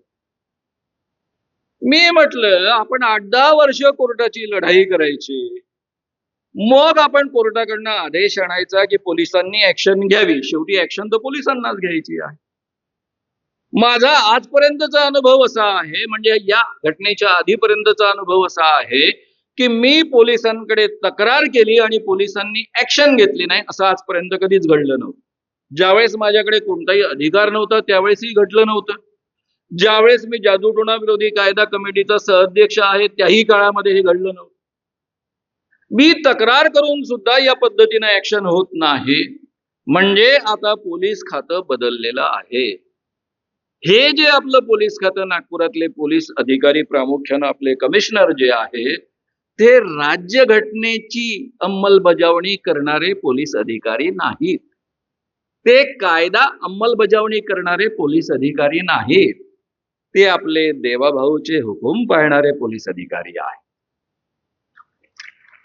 मग आपण काय केलं पाहिजे? 7-8 वर्ष कोर्टामध्ये लढाई करून या पद्धतीचा निर्णय आणला पाहिजे की देवाभाऊला हकलण्यासाठीच प्रयत्न केले पाहिजे? त्यामुळे हे आपल्या घटनेनुसार न चालणारं पोलीस खातं निर्माण करणारं सरकारच घालवायचं हा छंद आम्ही तेव्हापासून बांधला आणि मित्रांनो या पद्धतीचं अभियान सुरू केलेलं आहे. आता तुमच्या पुढ्यामध्ये हा प्रश्न निर्माण होईल की हे सगळं घडत असताना या लोकांना एवढी हकलण्याची तीव्र गरज आपल्याला का वाटते? कारण मित्रांनो याच धीरेंद्र कृष्ण महाराजांचा एक व्हिडिओ अतिशय प्रसिद्ध आहे. त्या व्हिडिओमध्ये एक अछूत माणूस त्यांच्या पायावर डोकं ठेवायला येतो आणि हे त्याला म्हणतात छुओ मत, तुम अछूत हो, हम ब्राह्मण हैं, हमें छुओ मत. हा व्हिडिओ पुन्हा 2022 सालचा आहे. हजारो लोकांच्या समोर शूट केलेला आहे. त्या व्हिडिओमध्ये तुम्हाला हजारो लोक दिसतात. आणि या देशामध्ये ऍट्रॉसिटीचा कायदा आहे. अस्पृश्यता पाळणं किंवा त्या पद्धतीचा जातीवाचक उल्लेख करणं सुद्धा कायद्याने गुन्हा आहे. कोण सरकार त्याच्यावर ऍक्शन घेणार? सरकारच जर त्याच्या पायापुढे नतमस्तक होतं, लोटांगण घालतंय, लोळण घेतंय, तर कोण ऍक्शन घेणार? मला जी भीती वाटते, कारण हा माणूस जाहीररित्या म्हणतो, हेही तुम्हाला पुन्हा युट्यूबवर पाहायला मिळेल, सुभाष बाबू कहते थे कि आप मुझे खून दो, मैं आपको आजादी दूंगा. आणि हा माणूस म्हणतो, हा बाबा म्हणतो, धीरेंद्र कृष्ण महाराज, मैं आपको कहता हूं कि आप मेरा साथ दो, मैं आपको हिंदू राष्ट्र दूंगा. याचं हिंदू राष्ट्र कसं असेल? जिथे अस्पृश्यता पाळली जात असेल, चातुर्वर्ण्य पाळला जात असेल. या हिंदू राष्ट्राची मला प्रचंड भीती वाटते. पंडित जवाहरलाल नेहरूंनी जे निर्माण केलं, डॉक्टर बाबासाहेब आंबेडकरांनी जे निर्माण केलं, ते काय हिंदू राष्ट्र नाहीये का? अरे या देशामध्ये 80% लोक हिंदू आहेत, सगळे बरोबरीनं वागतायत, सगळ्यांनी बरोबरीनं वागावं ही अपेक्षा आहे, बरोबरीचे अधिकार मिळावे ही अपेक्षा आहे. हे हिंदू राष्ट्र असूच शकत नाही, कारण हिंदू राष्ट्र म्हणजे उतरंड असणारं राष्ट्र. काही मुखातनं टपकलेले आहेत, त्यांना विशेष अधिकार असलेच पाहिजे असं राष्ट्र. हे मी आणखी कशाच्या आधारावर बोलतोय? दुसरे आणखी एक बाबा बीजेपीने संपूर्ण महाराष्ट्रावर फिरवले, त्यांचं नाव आहे पंडित मिश्रा, प्रदीप मिश्रा बहुधा पहिलं नाव त्यांचं. ते पंडित प्रदीप मिश्रा काय सांगतात? आपके बच्चे को जो स्कूल कॉलेज में पढ़ रहा है उसको कहो बेलपत्ती लो, उसको शहद लगाओ, शंकर भगवान जी के पिंडी पर चढ़ाओ या फिर चिपकाओ. अगर आपके बेटे ने, आपके बच्चे ने साल भर भी अभ्यास नहीं किया है तो भी वो परीक्षा में अच्छे ढंग से पास हो जाएगा. हे त्यांचं वाक्य आहे. साल भर भी अभ्यास नहीं किया है तो भी पास हो जाएगा. आणि यांना घेऊन सगळे गावोगाव हे भिंतात आमचे देवाभाऊ आणि आमचे ओबीसी महासंघाचे म्हणतात, देवाभाऊ धन्यवाद, तुम्ही आमच्याकरता जे करता आहात त्याकरता धन्यवाद. म्हणजे देवाभाऊ प्रदीप मिश्राच्या माध्यमातून काय सांगतात? एका बाजूने ते डॉक्टर बाबासाहेब आंबेडकर होऊन गेले, अरे रात्रंदिवस अभ्यास करा, शिका, मोठे व्हा. बरं, बाबासाहेब तर स्वतःच विद्वान होते, शिक्षित होते. पण दुसरा एक माणूस आहे ना, अडाणी, जो एकही वर्ग शाळेत नाही केला, तो काय सांगतो? गाडगे महाराज. गाडगे महाराज म्हणतात, अरे पोरायले शिकवा. स्वतःजवळ पैसे नसन, तुमच्याजवळ लुगडं असन तर लुगडं विका, धोतर विका, पण पोराले शिकवा. घरात दुसरं काही नसन, नुसतं ताट असन तरी ते ताट विका, पण पोरायले शिकवा, पोरायले मोठं करा. हे असं अभ्यास न करता पासून पोरं मोठे होणार आमचे? आमच्या पोरांना काय शिकवू इच्छितात हे यांचं हिंदू राष्ट्र? हे हिंदू राष्ट्र आणणारे लोक. कारण तो प्रदीप मिश्राही जाहीररित्या बोलतो, हमें हिंदू राष्ट्र लाना है. एवढंच कशाला, यांचं तिसरं हिंदू राष्ट्र आणणारा एक आणखी महत्वाचा माणूस आहे, त्याचं नाव आहे संभाजी भिडे. संभाजी भिडे जाहीररित्या म्हणतात, ज्ञानेश्वर तुकारामापेक्षा मनु महाराज श्रेष्ठ आहेत. तुम्ही सहज म्हणजे आपल्या मोबाईलवर पाहिलं तर तुम्हाला इंटरनेटवर सापडून जाईल त्यांचं स्टेटमेंट. हे का म्हणतात ज्ञानेश्वरांपेक्षा आणि तुकारामांपेक्षा आमचे मनु महाराज श्रेष्ठ आहेत? मनु महाराज म्हणजे मनुस्मृती लिहिणारे मनु, हे श्रेष्ठ आहेत. कारण ज्ञानेश्वर म्हणतात, येथे कुळ जाती वर्ण आगवेची गा अकारण. कुळ जात वर्ण सगळं अकारण आहे. जे ज्ञान लोकांना संस्कृत मध्ये उपलब्ध होतं तेच ज्ञान त्यांनी भगवद्गीतेचं भाषांतर करून ज्ञानेश्वरीमध्ये उपलब्ध करून दिलं प्राकृत भाषेमध्ये, असं मानलं जातं. त्यानंतर तुकाराम महाराज म्हणतात, ब्राह्मणाशी सिवे कोपे तो ब्राह्मण नव्हे, महाराशी सिवे कोपे तो ब्राह्मण नव्हे, तया प्रायश्चित्त काही देहत्याग करिता नाही. म्हणजे महार जर एखाद्या ब्राह्मणाला शिवला, त्यामुळे जर तो रागावत असेल, कोपत असेल, तर असल्या ब्राह्मणाला आत्महत्या केल्याशिवाय दुसरं कोणतंही प्रायश्चित्त असू शकत नाही, अशी मांडणी करणारे तुकाराम महाराज आणि अशी मांडणी करणारे ज्ञानेश्वर संत हे यांना मान्य नाहीत, कारण मनु महाराज यापेक्षा श्रेष्ठ आहेत.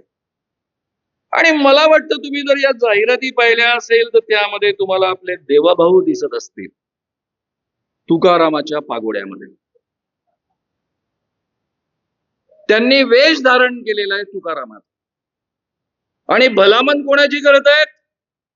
कारण हाच माणूस ज्याचं नाव संभाजी भिडे आहे, हे अमरावतीमध्ये आले आणि अमरावतीमध्ये आल्यावर त्यांनी उद्गार काढले की महात्मा गांधी ये मुसलमान मालिक की उपज है. म्हणजे महात्मा गांधींची आई मुसलमान कोणत्या तरी माणसासोबत, त्यातून गांधींचा जन्म झालेला आहे. जो या देशाचा राष्ट्रपिता आहे, ज्या माणसानं ही अत्यंत महत्वाची 4 मूल्य आपल्या स्वातंत्र्य आंदोलनामध्ये रुजवली, म्हणून बाबासाहेबांच्या हातामध्ये राज्यघटना येऊ शकली, या पद्धतीची राज्यघटना निर्माण होऊ शकली, त्या माणसाबद्दल एवढे अश्लाघ्य उद्गार काढणारे हे संभाजी भिडे. माझा साधा प्रश्न असा आहे की आमच्या आयांची चारित्र्याची चिवडाचिवड करण्याचा तुम्हाला अधिकार कोणी दिला? याच हलकट मनोवृत्तीच्या माणसांनी शिवाजी राजांबद्दल आणि जिजाऊरबातेंबद्दल याच पद्धतीचे उद्गार काढलेले होते. त्याला जेम्स लेन प्रकरण म्हणून आपण सगळे लोक ओळखतो. याबद्दल विधानसभेमध्ये हा प्रश्न विचारण्यात आला. युट्यूबवर तुम्हाला तो सगळा संवाद ऐकायला मिळेल, कृपया ऐका. पृथ्वीराज चव्हाणांनी हा प्रश्न उपस्थित केला, यशोमती ठाकूरांनी उपस्थित केला, जितेंद्र आव्हाडांनी उपस्थित केला. त्यावर उत्तर देताना आमचे देवाभाऊ, जे तुकारामांच्या वेशामध्ये तुम्हाला त्या जाहिरातीत दिसले, ते तुकारामाच्या वेशातले आमचे देवाभाऊ काय म्हणतात? महाराष्ट्राचे माजी मुख्यमंत्री, सध्याचे उपमुख्यमंत्री आणि गृहमंत्री देवेंद्र फडणवीस उत्तर देताना म्हणतात, ते उत्तर देताना कोणीतरी काहीतरी ऑब्जेक्शन उपस्थित करतं, त्यावेळेस ते म्हणतात, हो भिडे गुरुजी आमचे गुरुजी आहेत, मग तुमचं काय म्हणणं आहे? जे महात्मा गांधींबद्दल इतके वाईट उद्गार काढतात, इतक्या हलकट मनोवृत्तीचे उद्गार काढतात, त्यांचं जाहीररित्या या पद्धतीनं समर्थन करणारे आमचे देवाभाऊ, यांना घरी पाठवायचं नाही तर दुसरं काय करायचं? यांना घरीच आपण पाठवलं. आणि तुकारामाच्या वेशात तुमच्या माझ्या पुढे येतात, भिडे गुरुजींचं समर्थन करणार. या भिडे गुरुजींना आणायचंय काय? आणायचंय या भिडे गुरुजींना आणायचंय प्रत्यक्षामध्ये हिंदू राष्ट्र आणायचं आहे. तुम्ही जर ही जाहिरात पाहिली असेल ओबीसी महासंघाची, राष्ट्रीय ओबीसी महासंघाची जाहिरात, देवाभाऊ धन्यवाद, त्यामध्ये देवाभाऊ तुकारामांच्या वेशामध्ये, आणि पहिला फोटो आहे तो आहे फुल्यांचा. पाहिला असेल तुम्ही तो फोटो.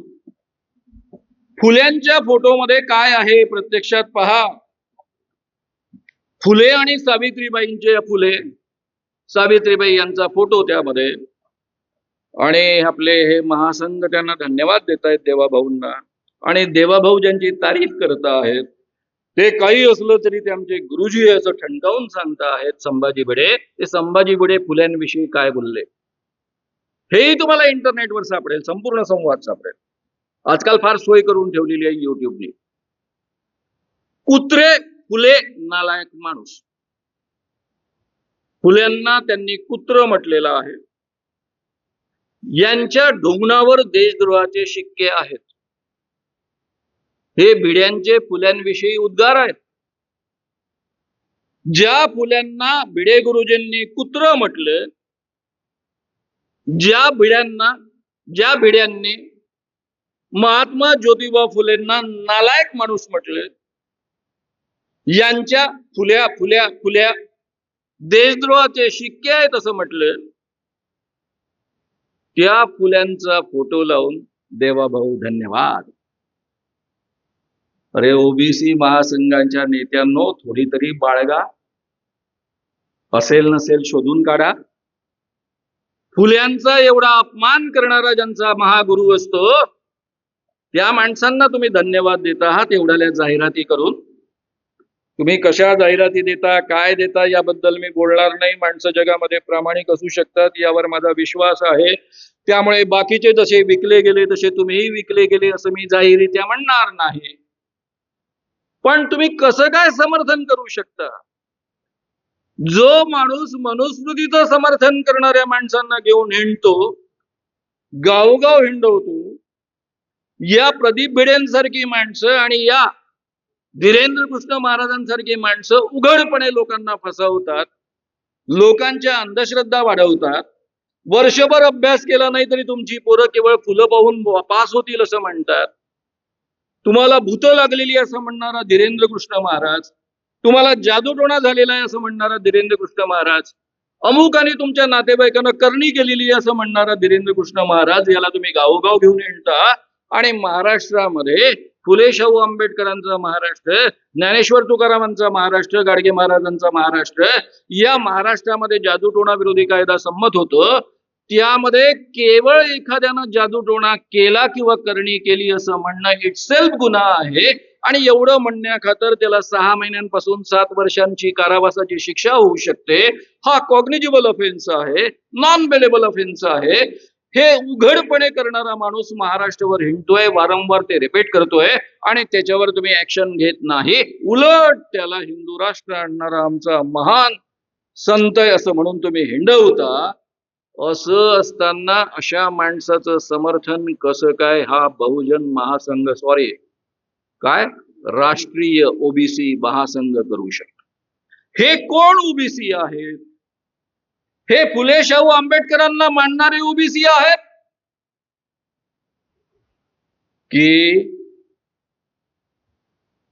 की प्रश्न आहे माझा, कोण आहे? हे चातुर्वर्ण्य मानणारे ओबीसी आहेत.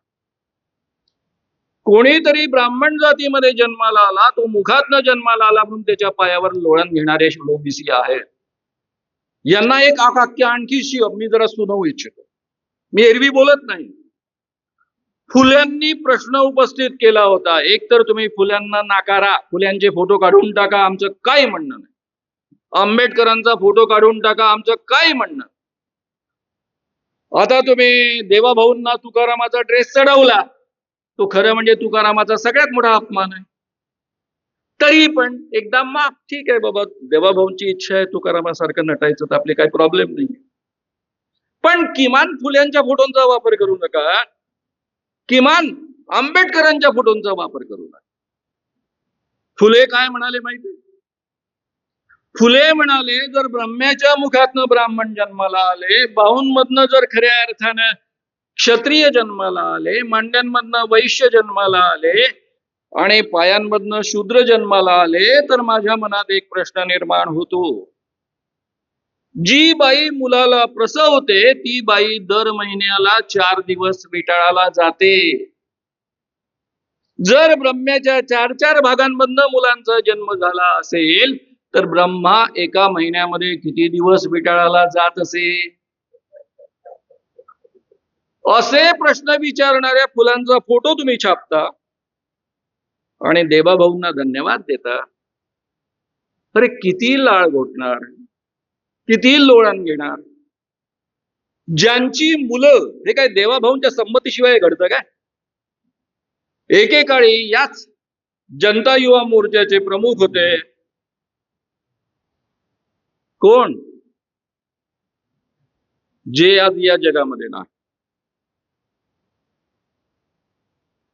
जे मुंडेंचे जवळचे मित्र होते. त्यांचं नाव प्रमोद महाजन. आम्ही एकत्र काम केलेलं आहे जयप्रकाश नारायणांच्या चळवळीमध्ये. त्यांचीच मुलं आज येतात, या पद्धतीनं इथे गोंधळ घालतात, जेव्हा या महाराष्ट्रामध्ये ऑलरेडी निवडणुका जाहीर झालेल्या आहेत, आचारसंहिता लागलेली आहे आणि उघडपणे विचार स्वातंत्र्यावर, अभिव्यक्ती स्वातंत्र्यावर बंधनं आणू इच्छितात, गोंधळ घालून त्या ठिकाणी दहशत निर्माण करू इच्छितात. तीच माणसं एका बाजूने तुकारामाच्या वेशामध्ये तुम्ही दाखवता, त्यांच्या पुढे लाळ घोळता, लोळण घेता. म्हणजे तुम्हाला या राज्यघटनेची किती चाड आहे आणि डॉक्टर बाबासाहेब आंबेडकर आणि फुल्यांच्या नावाची किती चाड आहे हे यावरनं लक्षात येईल. त्यामुळं मित्रांनो एक लक्षात घ्या, जर या देशामधली राज्यघटना गेली तर पुन्हा तुमच्या माझ्या वाट्याला गाडगं मडगं येणार नाही याची काहीही गॅरंटी नाही. जर या देशामधनं राज्यघटना गेली तर तुम्हाला मला जे आज समान अधिकार मिळालेले आहेत ते कायम राहतील याची गॅरंटी नाही. जर या देशामधनं या पद्धतीची लोकशाही आपण घालवून बसलो तर आज ज्या पद्धतीनं शेठजी भटजीचं राज्य निर्माण झालेलं आहे, हे शेठजी भटजीचं राज्य तुमची माझी पूर्ण वासलात लावल्याशिवाय राहणार नाही. हे आपण समजून नाही घेतलं तर फार कठीण आहे. आणि म्हणून तुमच्या ओबीसीचे नेते जिथे जायचे तिथे जाऊ द्या, पण आपण पुन्हा त्या ठिकाणी जायचं नाही असं आपल्याला ठरवावं लागणार आहे. हा निश्चय करावा लागणार आहे. आणि जे संविधान वाचवणार आहे, लोकशाही वाचवणार आहे, त्यांनाच आपण निवडून आणण्यासाठी कटिबद्ध राहिलं पाहिजे. मी आता मित्रांनो फक्त काही महत्वाचे मुद्दे 2-3 घेणार आहे, तुमच्या पुढ्यामध्ये थांबणार आहे. पहिला मुद्दा लक्षात घ्या, या लोकांना मी शेठजी भटजीचं राज्य का म्हणतो आहे. स्वतः मोदींनी तुमच्या पुढ्यामध्ये त्यांना शेठजीचं राज्य आणायचं आहे याचं जाहीर प्रदर्शन केलेलं आहे. संसदेचं उद्घाटन करत असताना ब्राह्मणी मंत्रोच्चारांमध्ये, वेदोक्त मंत्रोच्चारांमध्ये आपल्या देशातल्या लोकांनी निवडून दिलेल्या पंतप्रधानाने स्वतःला सेंगोल ब्राह्मणांच्या माध्यमातून अर्पण करून घेतलेला आहे. हे सेंगोल नावाचं प्रकरण काय होतं?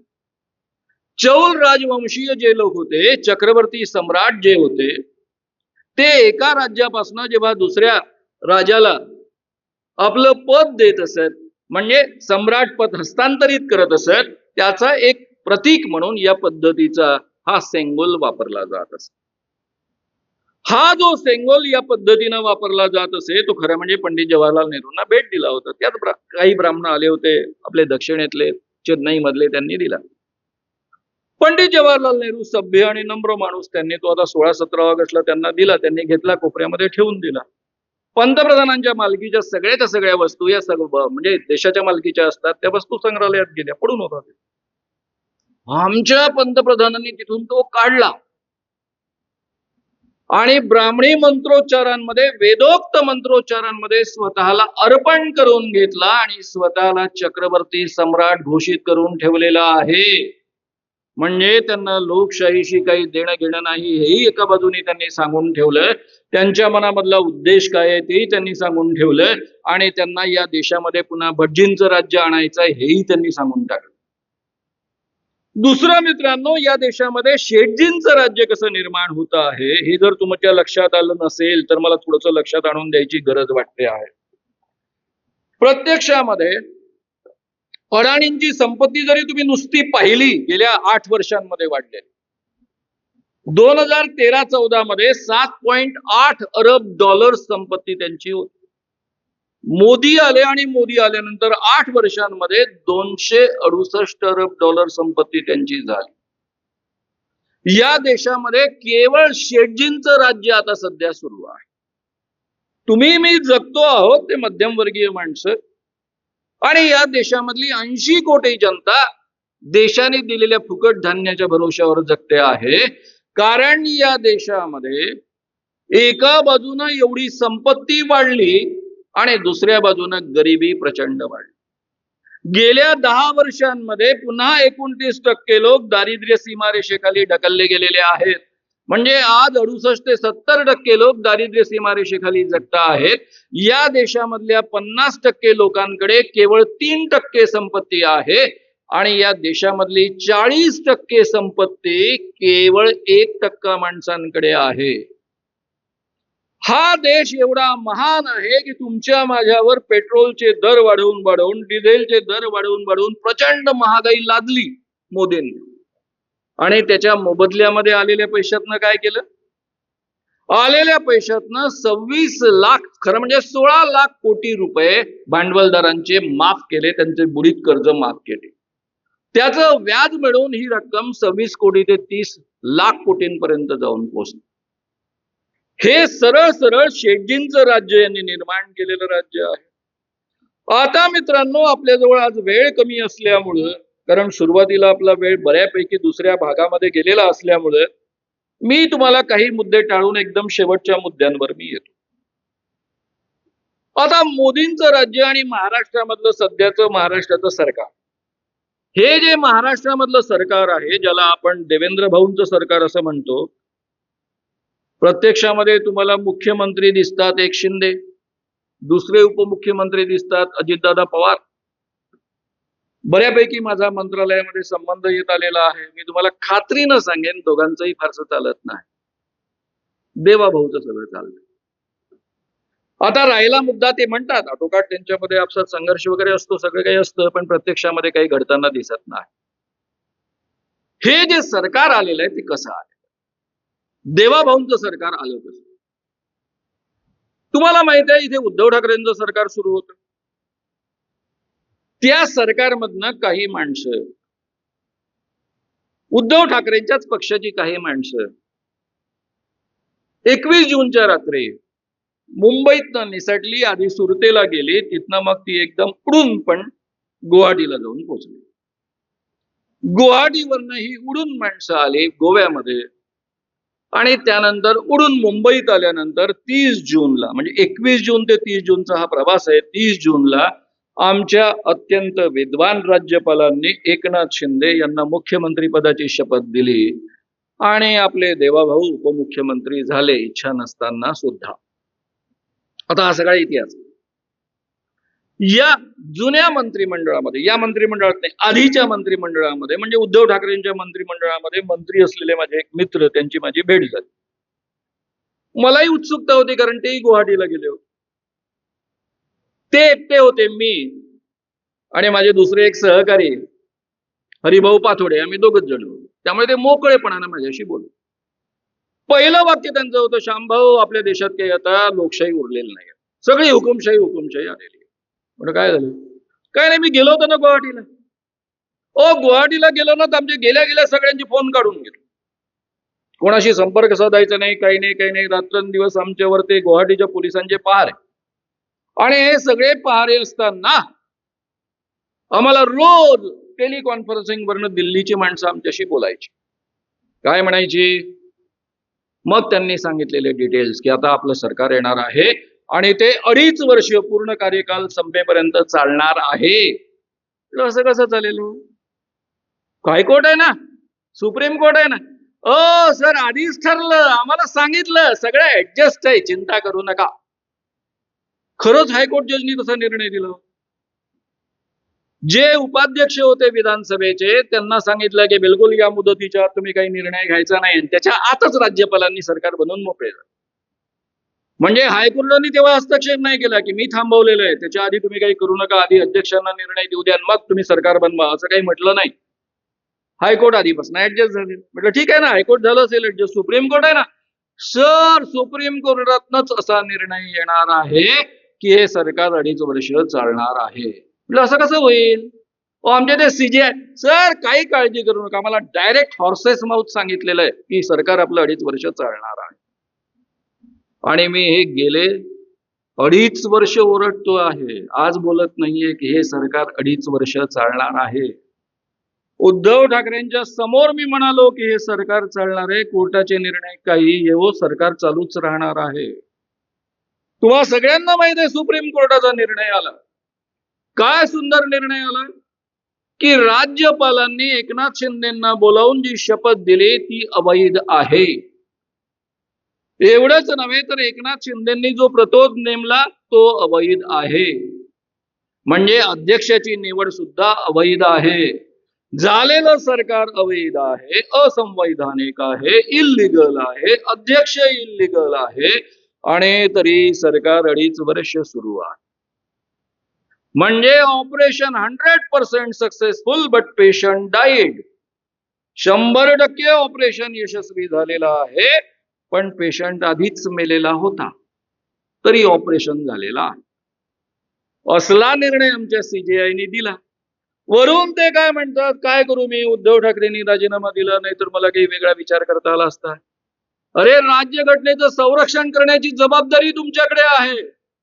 तुम्ही स्वतःच्या निर्णयामध्ये म्हणता आहात की हे असंवैधानिक आहे, इल्लीगल आहे, म्हणजे अस्तित्वात आलेलं सरकार इल्लीगल आहे आणि इल्लीगल सरकार 2.5 वर्ष चालतं आहे. संपूर्ण महाराष्ट्रातल्या पैशाची उधळपट्टी करत आहे. 8 लाखांच्या वर कर्ज वाढवून ठेवलेलं आहे आणि दणकून वाटणं सुरू आहे.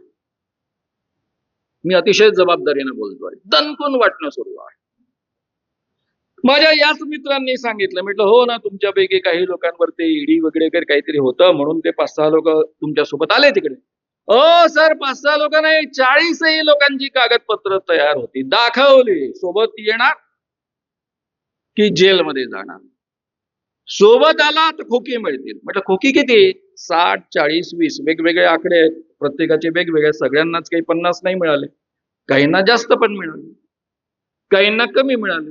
जे मंत्री होऊ शकण्याच्या लायकीचे आहेत आणि पैसे घ्यायला तयार आहेत पण मंत्रीपद सोडायला तयार आहेत, त्यांना थोडे अधिक मिळाले.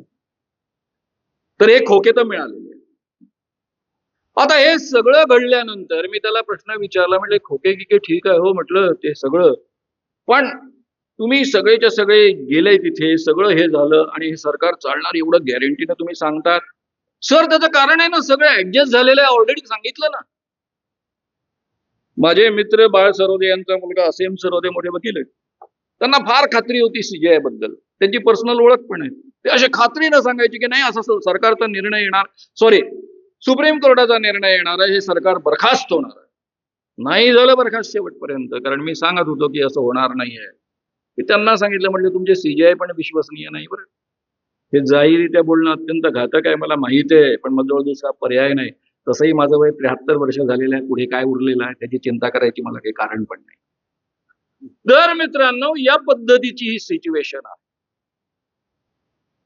यामध्ये काय करू शकले असते? घटना यांना संरक्षण करण्याची जबाबदारी यांच्यावर आहे ना. सरळ सरळ सरकार बरखास्त केलं असतं, पुन्हा निवडणुकीला सामोरे जा असं म्हटलं असतं आणि जे काही जनता निर्णय देईल, कारण शेवटी जनता अंतिम आहे, ती मालक आहे या देशाची, ती निर्णय देईल, तो महाराष्ट्र सरकारचा निर्णय ती जनता देईल असं म्हटलं असतं. पण ते नाही केलं, कारण एव्हरीबडी इज ऍडजस्टेड.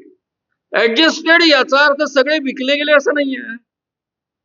आपले प्रशांत भूषण नावाचे जे सुप्रीम कोर्टाचे वकील आहेत, त्यांनी फार छान सांगून ठेवलं, सगळे हायकोर्ट जजेस आणि सुप्रीम कोर्ट जजेसचे डोजियर्स तयार आहेत आणि हे सगळ्यांचे जे डोजियर्स तयार आहेत त्याच्या धाकाखाली सगळे न्यायमूर्ती यांना हवे त्या पद्धतीचे निर्णय देत आहेत. हे ते जाहीररित्या बोललेले. ईडीच्या माध्यमातून यांनी काय केलं तुम्हाला सगळ्यांना माहिती आहे. आमचे मित्र संजय राऊत, एका मित्राकडनं 25 लाख रुपये घेतले, चेकनी परत केले, तरी त्यांना 100 दिवस जेलमध्ये काढावे लागले. कायद्याने हा कोणत्याच अर्थानं गुन्हा ठरत नाही आणि म्हणून कोर्टाने त्यांना 100 दिवसात जमानत दिली. आमचे दुसरे मित्र अनिल देशमुख जेलमध्ये 14 महिने. आज त्यावर फार छान देवाभाऊ बोलले. देवाभाऊंना कधी कधी काय होतं, बैल मुझे मार, ही या म्हणीचा फार विसर पडतो त्यांना. काल रात्रीच मी त्यांचं एक स्टेटमेंट वाचलं, काल रात्रीचं आहे किंवा आजचं आहे. काय स्टेटमेंट आहे? हे लोक आम्हाला शिकवतात गृह खातं कसं चालवायचं, ज्यांचा गृहमंत्री जेलमध्ये गेलेला होता. हे आजचं त्यांचं वाक्य आहे. गृहमंत्री अनिल देशमुख जेलमध्ये कसे गेले? पुन्हा मी एकदा तुमच्या पुढ्यामध्ये रिपीट करतो, कारण मला माहित आहे आज झालेल्या गोंधळामुळे आजचं भाषण अधिक चांगलं ऐकलं जाणार आहे. काय म्हणाले? सगळ्यात पहिले महाराष्ट्रातल्या पोलीस कमिशनरनी एक ऍफिडेव्हिट लिहून दिलं की अनिल देशमुखांनी, गृहमंत्री महाराष्ट्र राज्य यांनी आम्हाला पैसे गोळा करायला सांगितले. त्या ऍफिडेव्हिटच्या भरोश्यावर सरळ सरळ अनिल देशमुखांना धमकी देण्यात आली. त्यांच्याकडे 4 कागदपत्र पाठवण्यात आली, ज्याचं रूपांतर ऍफिडेव्हिट मध्ये करायचं होतं. मजकूर ऑलरेडी लिहून पाठवलेला होता. पहिला मजकूर होता, उद्धव ठाकरे महाराष्ट्राचे मुख्यमंत्री यांनी मातोश्री त्यांच्या घरच्या बंगल्यावर बोलावलं आणि पैसे गोळा करायचा आदेश दिला. दुसरा ऍफिडेव्हिट होतं, उद्धव ठाकरे यांचे चिरंजीव कॅबिनेट मंत्री आदित्य ठाकरे यांनी दिशा सॅलियन नावाच्या मुलीवर बलात्कार केला आणि हा बलात्काराचा प्रयत्न करून तिचा खून केला, तिला ढकलून देऊन तिचा खून केला. नव्या कायद्यानुसार बलात्काराचा प्रयत्न करणं इटसेल्फ बलात्कार ठरत. आदित्य ठाकरेंनी दिशा सॅलियन नावाच्या मुलीवर बलात्काराचा प्रयत्न करून तिचा खून केला. हे केव्हा लिहून मागतायत? जेव्हा ऑलरेडी सीबीआयनी चौकशी केलेली आहे. सीबीआय केंद्राच्या अखत्यारीमध्ये असते आणि त्या चौकशीमध्ये त्यांनी निर्णय दिला की दिशा सॅलियननी आत्महत्याही केलेली नाही, दिशा सॅलियनचा खूनही झालेला नाही, तो अपघाती मृत्यू होता. हो ऑलरेडी निर्णय सीबीआयने दिल्यानंतर हे ऍफिडेव्हिट लिहून मागतात. तिसरं ऍफिडेव्हिट अनिल परब कॅबिनेट मंत्री यांचे असे अवैध व्यवहार आहेत याबद्दलचं ऍफिडेव्हिट. आणि चौथं ऍफिडेव्हिट पुन्हा मला धक्का बसला, जसा आदित्यचं ऐकल्यानंतर धक्का बसला तसा अजितदादा पवार उपमुख्यमंत्री यांनी त्यांच्या बंगल्यावर बोलावून घेतलं. त्यावेळेस त्यांचा मुलगा पार्थ हजर होता आणि त्यावेळेस त्यांनी गुटखेवाल्यांकडनं आणि दारूवाल्यांकडनं पैसे गोळा करायला सांगितले. हे 4 ऍफिडेव्हिट तुम्ही लिहून दिले तर तुम्हाला जेलमध्ये जावं लागणार नाही. अनिल देशमुखांनी खूप विचार केला, नकार पाठवला. पुन्हा देवेंद्र भाऊंचा माणूस आला, देवाभाऊंचा माणूस आला आणि देवाभाऊच्या माणसाने जे काही फोन दिला त्याच्यावर ते बोलले. काय बोलले? ते म्हणाले की ठीक आहे, तुम्हाला अजितदादांबद्दल लिहून देणं शक्य नसेल, तुमच्या पक्षाचे ते सोडून द्या, बाकी 3 ऍफिडेव्हिटवर सही करून द्या, नाही तर तुमच्यावर ईडीची ऍक्शन सुरू होईल. त्यावेळेस देवाभाऊ महाराष्ट्रामध्ये काहीही नव्हते, कोणत्याही पदावर नव्हते, तर यांची ताकद पहा. कारण केंद्रामध्ये मोदीजी आहेत, केंद्रामध्ये अमित शहा आहे, त्यांच्या भरोश्यावर या पद्धतीनं बोलतायत. कारण ईडी यांच्या घरची नोकर आहे, त्यांनी सांगितलं त्या पद्धतीनं ती वागतं. हे सगळ्या जगाला आता माहित झालेलं आहे, महाराष्ट्राला तर माहित आहेच आहे. त्यानंतर जसं अनिल देशमुखांनी खूप विचार केला, त्यांच्या हे लक्षात येत होतं की आपण जर ऍफिडेव्हिट लिहून दिलं नाही तर आपल्याला जेलमध्ये जावं लागणार आहे. आणि ऍफिडेव्हिट लिहून दिलं तर 3 निरपराध माणसं ज्यांनी केलेलंच नाही त्या कृत्याकरता त्यांना जेलमध्ये जावं लागणार आहे. महाराष्ट्राचे मुख्यमंत्री उद्धवजी ठाकरे यांना जेलमध्ये जावं लागणार आहे. त्यानंतर दुसऱ्या बाजूनं आदित्य ठाकरे यांनी बलात्कार करण्याचा प्रयत्न करून खून केला, याकरता जेलमध्ये जावं लागणार आहे. अत्यंत घृणास्पद हे काम. ज्या कोणी माणसाने केलं असतं त्याला कधीच कोणी माफ केलं नसतं असतं. आणि तिसरं अनिल परब, आपल्यामुळं 3 निरपराध माणसं जेलमध्ये जातील या दडपणापोटी त्यांना हो म्हणणं शक्य नव्हतं आणि म्हणून त्यांनी शेवटी नकार कळवला आणि दुसऱ्या दिवसापासून धाड सत्र सुरू झालं आणि त्यांना जेलमध्ये जावं लागलं. 14 महिने जेलमध्ये काढावे लागले. पण या माणसाने, निरपराध माणसांना स्वतःला वाचवण्याकरता बिलकुल जेलमध्ये पाठवायचा निर्णय घेतला नाही. म्हणून यांच्या मर्दपणाचं आपण कौतुक केलं पाहिजे. म्हणजे यांनी एवढं घाणेरडं खालच्या पातळीवरचं तुम्ही इमॅजिन करू शकत नाही अशा पद्धतीचं षडयंत्र रचलं. पहिलं ऍफिडेव्हिट खोटं. मी का अधिकारवाणीनं म्हणतोय? कारण कोर्ट केसमध्ये स्वतः पोलीस कमिशनरने लिहून दिलं की मला अनिल देशमुख कधीच भेटले नव्हते, त्यांनी कधीच मला पैसे गोळा करायचा आदेश दिला नव्हता. म्हणजे ज्या पहिल्या खोट्या ऍफिडेव्हिटच्या भरोश्यावर त्यांना धमकी देण्यात आली तेच ऍफिडेव्हिट खोटं. नंबर 2, त्यांनी असं म्हटलं की मला अमुक अमुक इन्स्पेक्टरनी सांगितलं, ते वाझे वगैरे काय त्यांनी सांगितलं. वाझेंनी स्वतः कोर्टापुढे लिहून दिलं की मला कधीच अनिल देशमुख डायरेक्टली भेटून त्यांनी पैसे गोळा करायला सांगितलेलं नाही. म्हणजे दोन्ही गोष्टी खोट्या.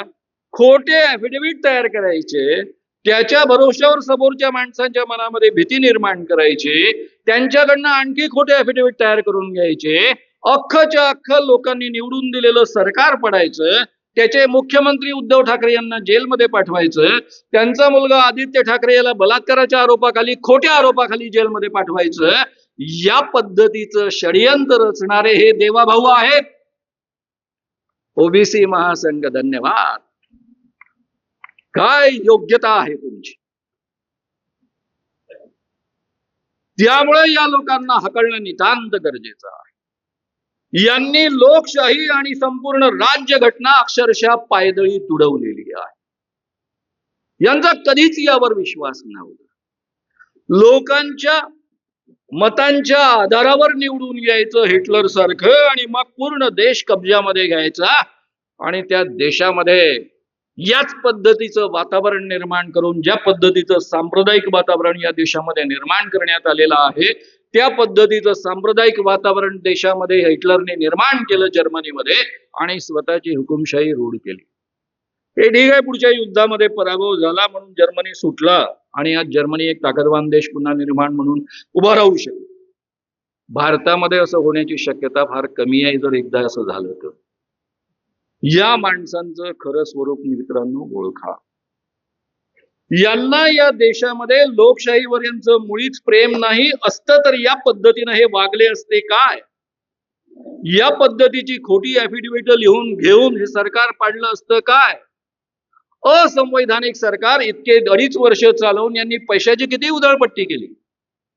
तुम्हाला कल्पना नसेल म्हणून सांगतो, इकडे डायरेक्ट खोके दिले असं बोललं जातं, मंत्रालयाच्या वर्तुळामध्ये असं बोललं जातं सरळ सरळ की बाकी दुसऱ्यांचे जे आमदार आलेत म्हणजे अजितदादांसोबतचे जे आमदार आलेत त्यांना सरळ सरळ 100 कोटीचं बजेट प्रपोजल आणा, मान्य, विकासाची कामं करा.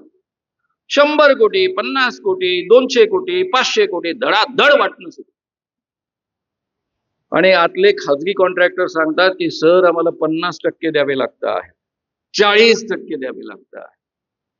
आता मला सांगा 50 कोटीच्या विकास कामामधनं किंवा 100 कोटीच्या विकास कामामधनं जर 50 कोटी द्यावे लागत असतील तर ती 50 कोटी मधली कामं काय असतील? म्हणून जे मग म्हणाले या सगळ्या लोकांना जेलमध्ये जावं लागणार आहे.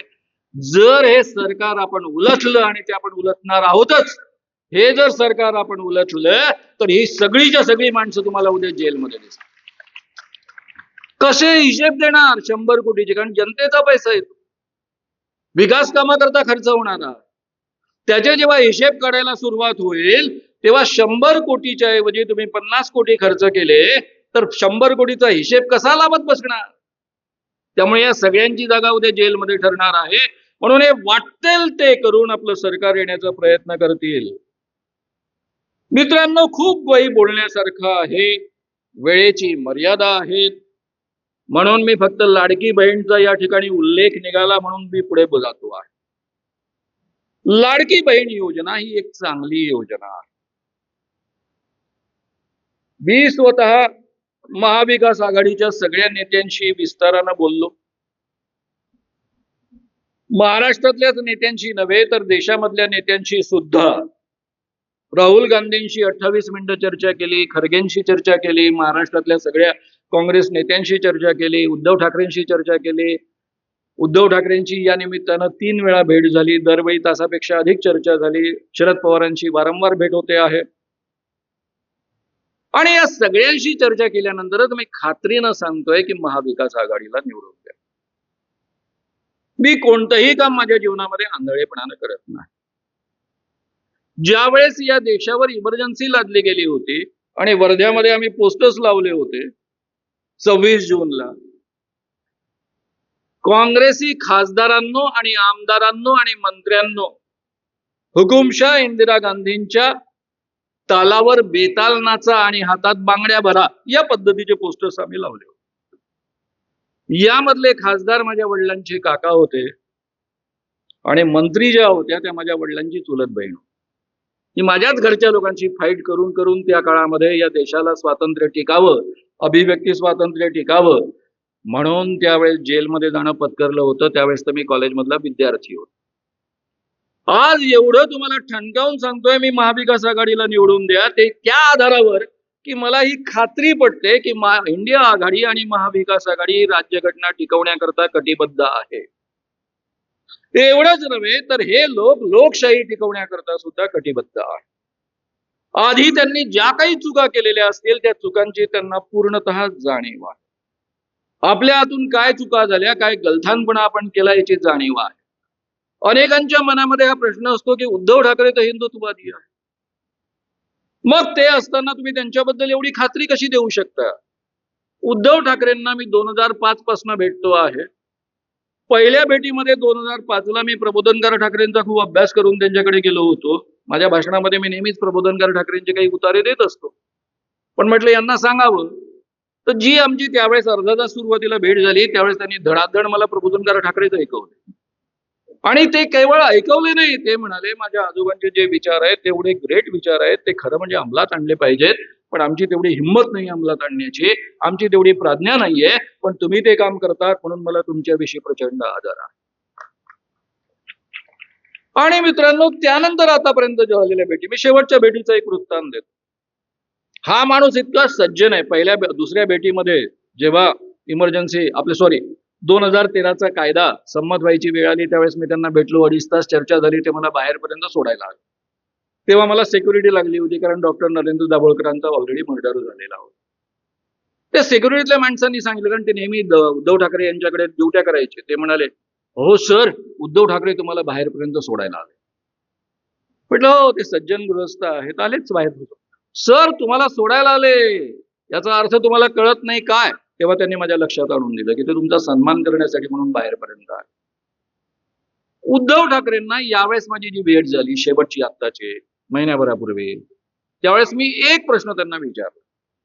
दुसरा कोणताही राजकीय नेता असता तर मला हकलून दिलं असतं. माझा प्रश्न काय होता?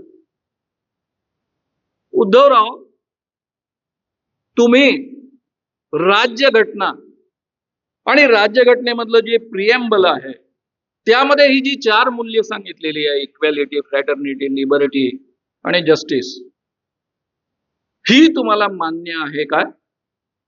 आणि ती अंमलात आणण्यासाठी तुम्ही कटिबद्ध आहात काय? हा उद्धटपणाचा प्रश्न होता. कोणत्याही एखाद्या राजकीय नेत्याला, एवढ्या मोठ्या पक्षाच्या नेत्याला असा प्रश्न विचारणं. पण उद्धव ठाकरे अंतर्बाह्य अतिशय सज्जन गृहस्थ आहे. त्यांनी मला शांतपणे उत्तर दिलं, मानव हा काही प्रश्न झाला की? अर्थात ही राज्यघटना मला मान्य आहे, ही राज्यघटना अंमलात आणण्याकरता मी पूर्णतः कटिबद्ध आहे.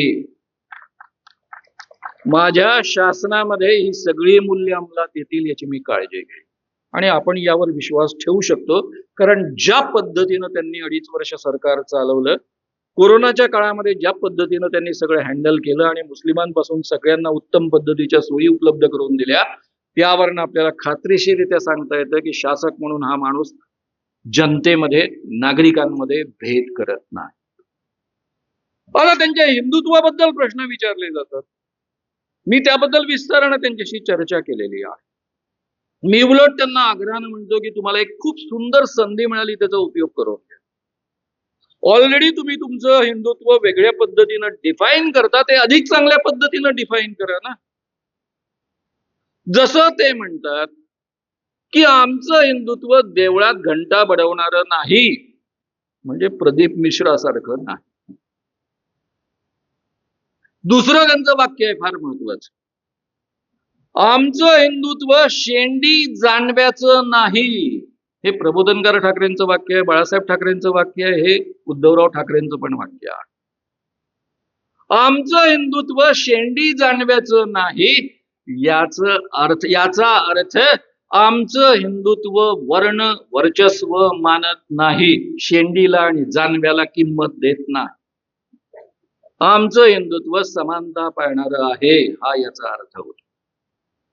आणखी यांचं एक महत्वाचं वाक्य आहे, आणि ते वाक्य म्हणजे आमचं हिंदुत्व लोकांची चूल पेटवणारं आहे, लोकांची घरं जाळणारं नाही, झोपड्या जाळणारं नाही. म्हणजे आमचं हिंदुत्व हे सांप्रदायिक नाही, हिंदू मुस्लिमांमध्ये भेद निर्माण करून दंगली घडवणारं नाही. आमचं हिंदुत्व जाती जातींमध्ये दंगली घडवणारं नाही. आमचं हिंदुत्व सगळ्यांचा विकास करणारं हिंदुत्व आहे. हे त्यांनी अतिशय स्पष्ट शब्दामध्ये व्यक्त केलेलं आहे. त्यामुळं बीजेपीचं हिंदुत्व म्हणजे हिंदू राष्ट्र आणून पाहणाऱ्या धीरेंद्र कृष्ण महाराजांचं हिंदुत्व, जो मत हम ब्राह्मण है तुम अछूत हो. प्रदीप मिश्रांचं नेतृत्व म्हणजे हिंदुत्व, बेलफुल वहा, परीक्षामध्ये अभ्यास न करता सुद्धा पास व्हा, त्याचं पोरग झालं नापास. पत्रकारांनी प्रश्न विचारला, माणूस हुशार, त्यांनी उत्तर दिलं, मैं भक्तों को कहते कहते मेरे को समय नहीं मिला, मेरे बेटे को मैंने नहीं कहा, इसलिए वो फेल हो गए. तर या हिंदुत्वामधला फरक आपण समजून घेतला पाहिजे. मित्रांनो, आज उद्धव ठाकरे सगळ्या मुंबईतल्या मुस्लिमांना, महाराष्ट्रातल्या मुस्लिमांना एक आश्वासक चेहरा वाटतो. त्यांच्यावर ते विश्वास ठेवतात, त्यांना मतदान करायला तयार असतात, कारण सांप्रदायिक हिंदुत्व त्यांचं नाही असं जाहीररित्या बोलण्याची ते हिंमत दाखवतात. आणि आमच्या बीजेपी वाल्यांचं हिंदुत्व कसं आहे? बाबरी मस्जिद पडली, 2000 माणसं मारली गेली. आमचे मोदीजी मुख्यमंत्री झाले 2001 मध्ये, आणि 2002 मध्ये प्रचंड हिंदू मुस्लिम दंगली झाल्या उत्तराखंडानंतर. त्यामध्ये 2000 माणसं मारले गेले. 4000 माणसं मारून या प्रेतांच्या ढिगाऱ्यावरनं हे सत्तेचा सोपान चढत गेलेले आहेत. हे यांचं हिंदुत्व आहे, जे हिंदुत्वाला कधीच मान्य नाही. गांधी म्हणतात, स्वामी विवेकानंद म्हणतात, आमचं हिंदुत्व हे सहिष्णू आहे. अमेरिकेतलं त्यांचं शिकागो मधलं भाषण आहे का, इझिली अवेलेबल आहे इंटरनेटवर. ते म्हणतात, मला अशा देशाचा अभिमान वाटतो, त्या धर्माचा मी अनुयायी याचा अभिमान वाटतो की जो धर्म सहिष्णू आहे, सगळ्या धर्मांना सन्मान देतो, सगळे धर्म खरे आहे असं मानतो. आणि एवढंच नव्हे तर ज्यांचं धार्मिक उत्पीडन होतं अशा माणसांना आम्ही शरणागती देतो सहिष्णुतेनं. त्याचं उदाहरण देताना ते यहुद्यांचं उदाहरण देतात. जेव्हा जेरुसलेम मधलं यहुद्यांचं मंदिर पाडलं गेलं, त्यावेळेस तिथून आलेल्या यहुद्यांना दक्षिणेने आश्रय दिला, आम्ही पारशांना आश्रय दिला, अशी उदाहरणं विवेकानंद देतात. आणि ही माणसं मात्र याच देशामधल्या 20 कोटी जनतेच्या मनामध्ये असुरक्षितता निर्माण करतात. का तुमचा माझा जन्म आपल्या हातात आहे का? तुमचं माझं आयुष्य 10 लाख वर्षांचं आहे. जी माणसं आपण होमोसेपियन्स म्हणतो त्या पद्धतीची माणसं तुमची माझी 2 लाख वर्ष आपल्याला झाली. आणि आपल्या अख्ख्या धर्मांचं आयुष्य जास्तीत जास्त 3000 वर्षांचं आहे. 2500 वर्षापूर्वी बौद्ध धर्म निर्माण झाला, त्यानंतर बाकीचे सगळे धर्म निर्माण झाले. म्हणजे 2 लाख वर्ष तुमच्या माझ्यासारखी माणसं विदाऊट धर्म जगत होती, धर्म नंतर निर्माण झालेले आहेत. आज या देशामध्ये 20 लाख लोक आहेत, त्यांचं आपण काय करणार? आज आपला जन्म कुठे व्हावा हे आपल्या हातात नाही. तुम्ही नुसती कल्पना करा की तुमचा जन्म जर एखाद्या मुस्लिम धर्मामध्ये झाला असता तर आज तुम्हाला हा देश आपला वाटू शकला असता काय? कशा पद्धतीचं वातावरण आपण संपूर्ण देशामध्ये निर्माण करून ठेवलेलं आहे. बरं, ही माणसं आली कुठे? आकाशातनं आलीत काय? अरबस्थानातनं आलीत काय? अरे याच देशामधली ही माणसं आहेत. ही सगळीच्या सगळी या देशामधली मुस्लिम माणसं आणि ख्रिश्चन माणसं ती युरोपमधनं आलेली नाहीयेत, अरबस्थानातनं आलेली नाहीयेत, याच देशामधली जनता आहेत. अजूनही या लोकांमध्ये जाती विस्तार जरा शोध घेऊन पहा, तुमच्या असं लक्षात येईल की यामधली मोर दॅन 90% माणसं ही ज्यांना तुम्ही अति शूद्र म्हणता आणि शूद्र म्हणता त्या जातींमधली आहेत. ज्या देशाने माणूस शिवला तर चालत नाही, कुत्र शिवलं तर चालतं, या पद्धतीनं माणसांना वागणूक दिली, त्या लोकांनी धर्म बदलला माणूस म्हणून सन्मान मिळावा म्हणून. आणि म्हणून या देशामध्ये एवढे मुस्लिम निर्माण झालेले आहेत आणि ख्रिश्चन निर्माण झालेले आहेत. हे आपलं स्वतःचं पाप आहे, हे आपण कधीही विसरता कामा. आणि म्हणून या लोकांना सन्मानानं वागवणं हे आपलं कर्तव्य आहे. आणि आता घटनेनुसार तर सगळी माणसं समानच ठरलेली आहेत. त्यामुळे या पद्धतीचं हे सांप्रदायिक वातावरण निर्माण करणारी माणसं, एका बाजूने 8 लाख कोटींचं कर्ज महाराष्ट्रावर करून ठेवलेलं आहे. आणि मधल्या काळामध्ये आता काल परवा जे निर्णय घेतले त्यातनं किती हजार कोटींचं कर्ज यांनी वाढवून ठेवलं, अजून याचे हिशेब बाहेर यायचे आहेत. मुळामध्ये आपल्या ज्या बहिणींना, लाडक्या बहिणींना जे दिलेले आहेत 1,500 रुपये, जवळपास 5 हप्ते आता त्यांना पोचणार आहेत. हा मुद्दा आपण लाईटली घेऊ नये. आपल्यासारखी जी प्रचार करणारी माणसं आहेत, लोकांना आपली मतं ठामपणे सांगणारी माणसं आहेत, त्यांना मी आग्रहानं सांगेन की लाडकी बहिणीचं कौतुक करा. उलट असं सांगा की या लाडक्या बहिणी आम्हाला अधिक लाडक्या आहेत. कारण यातल्या ज्या काही स्त्रिया आहेत त्यातल्या 40% स्त्रिया गृहिणी आहेत. त्यांच्याकरता दर महिन्याला 1,500 रुपये मिळतात. ते फार महत्वाचे आहेत. सतत नवऱ्यापुढे मुलांपुढे हात पसरावा लागतो. माझ्या नावावर माझ्या बँकेच्या खात्यामध्ये सरकार मला 1,500 रुपये पाठवत आहे. हा त्यांच्याकरता केवळ सन्मानाचा विषय नाहीये, अतिशय अभिमानाचा सुद्धा विषय आहे. हे आपण विसरता कामा नये. मग हा पैसा वेस्ट जातो का? उद्धवरावांशी जी चर्चा झाली उद्धव ठाकरेंसोबत, ती चर्चा मी तुमच्या पुढ्यामध्ये फक्त व्यक्त करतो थोडक्या शब्दात. हा पैसा वेस्ट जात नाही. जे मोदींनी 16 लाख कोटींचं कर्ज माफ केलं तो सगळा वेस्ट गेलेला पैसा आहे, तो तुमच्या माझ्या खिशातनं सरकारला उत्पन्न करावा लागणार आहे. पण हे जे पैसे लोकांच्या खिशामध्ये जात आहेत, ज्यावेळेस देशामध्ये अर्थव्यवस्थेमध्ये प्रचंड मंदी असते, रोजगार निर्माण होत नाही, त्यावेळेस लोक कल्याणकारी सरकार जी असतात ती जनतेची क्रयशक्ती वाढवणाऱ्या काही उपाययोजना करत असतात. हे जे या स्त्रियांच्या बँक खात्यामध्ये पैसे जाणार आहेत त्यामुळे त्यांची क्रयशक्ती वाढेल. जेव्हा स्त्रियांची क्रयशक्ती वाढते, या स्त्रिया अशा आहेत, हे फार इंटेलिजंट पाऊल आहे. पुरुषांच्या खात्यामध्ये गेले असते तर कदाचित डाऊट असतं 1,500चं काय होणार, कदाचित 3 ते 8 संध्याकाळ रंगून जातील असं पण होणार. पण या स्त्रियांपैकी 99% स्त्रिया दारू पित नाहीत, जुगार खेळत नाहीत, त्यामुळे ते आपल्या कुटुंबावर खर्च करतील. याचा अर्थ आजूबाजूला 4 वस्तू विकत घेतील, कदाचित भाजी विकत घेतील, कदाचित दूध दुग्ध विकत घेतील, कपडे विकत घेतील, 4 वस्तू विकत घेतील. या काही अमेझॉनवरनं मागवणार नाही, टीव्ही आणि फ्रीज घेणार नाही. त्यामुळे छोट्या मोठ्या उद्योगांना चालना मिळेल. जे उद्योग डिमॉनिटायझेशनमुळे 500 आणि 1000ची नोट बंद केल्यामुळे पूर्ण मोडीत निघाले, त्या छोट्या मोठ्या उद्योगांना चालना मिळेल, रोजगार वाढेल. आणि त्यामुळे हे स्तुत्य पाऊल आहे, आर्थिकदृष्ट्या अर्थशास्त्रीय दृष्ट्या अतिशय वेलकमिंग पाऊल आहे. आणि त्यामुळे आपण याचं छानपैकी समर्थन केलं पाहिजे. उलट आपण काय म्हटलं पाहिजे की हे पैसे जरी सरकारचं कर्ज वाढवणारे असले तरी त्यातून 2-3 वर्षांमध्ये रोजगार वाढण्याची शक्यता आहे, लोकांना काम मिळण्याची शक्यता आहे, अर्थव्यवस्थेला चालना मिळण्याची शक्यता आहे. त्यामुळे हे उपयुक्त गुंतवणूक आहे सरकारची असं आपण मानलं पाहिजे. आणि बोलताना सांगितलं पाहिजे की या लाडक्या बहिणी आम्हाला लाडक्या आहेतच. पहिले या उद्दाम भावांना हकला. यातले महेश शिंदे आमदार जाहीररित्या सांगतात, काय सांगतात, लक्षात ठेवा तुमच्या याद्या माझ्याकडे आहेत, आम्हाला मतं नाही दिली तर याद्यांमधनं नावं काढून टाकेल. दुसरे आमचे राणा आहेत, रवी राणा, अमरावतीचे आमदार आमचे मित्र, त्यांनी आणखी वेगळीच धमकी दिली, पैसे परत घे. जसे काही यांच्या बापाचे पैसे आहेत. अरे सरकारचे पैसे आहेत, जनतेचे पैसे जनतेला दिले जात आहेत, तुम्ही परत घेणारे कोण? बुळामध्ये असल्या उद्दाम भावांना हाकला आणि जी माणसं जास्त नम्र आहेत, प्रेमळ आहेत, अशा प्रेमळ भावांना निवडून द्या. त्या तुमचा अधिक सन्मान करतील. कारण ऑलरेडी पृथ्वीराज चव्हाणांशी माझं बोलणं झालं, त्यावेळेस ते म्हणाले आम्ही 2000 रुपये द्यायचं ठरवतो आहे. आपले विरोधी पक्षनेते वडेट्टीवार म्हणाले की आम्ही 3000 रुपये द्यायचं ठरवतो आहे. तेलंगणामध्ये 2500 रुपये दिले जात आहेत. काँग्रेसच्याच राज्यांमध्ये कर्नाटकमध्ये 2000 रुपये दर महिन्याला दिले जात आहेत. त्यामुळे हा पैसा 1500वरून वाढून ही योजना बंद होणार नाही. उलट ही योजना 1.5च्या ऐवजी 2 मध्ये तरी किमान रूपांतरित होईल. हे आश्वासन बेधडकपणे तुम्ही देऊ शकता आणि बहिणींना आश्वस्त करू शकता की त्याकरता असल्या उद्दाम भावांना निवडून आणण्याची गरज नाही. आता एक शेवटचा मुद्दा घेऊन 10 मिनिटांमध्ये किंवा 5 मिनिटांमध्ये मी या ठिकाणी थांबणार आहे.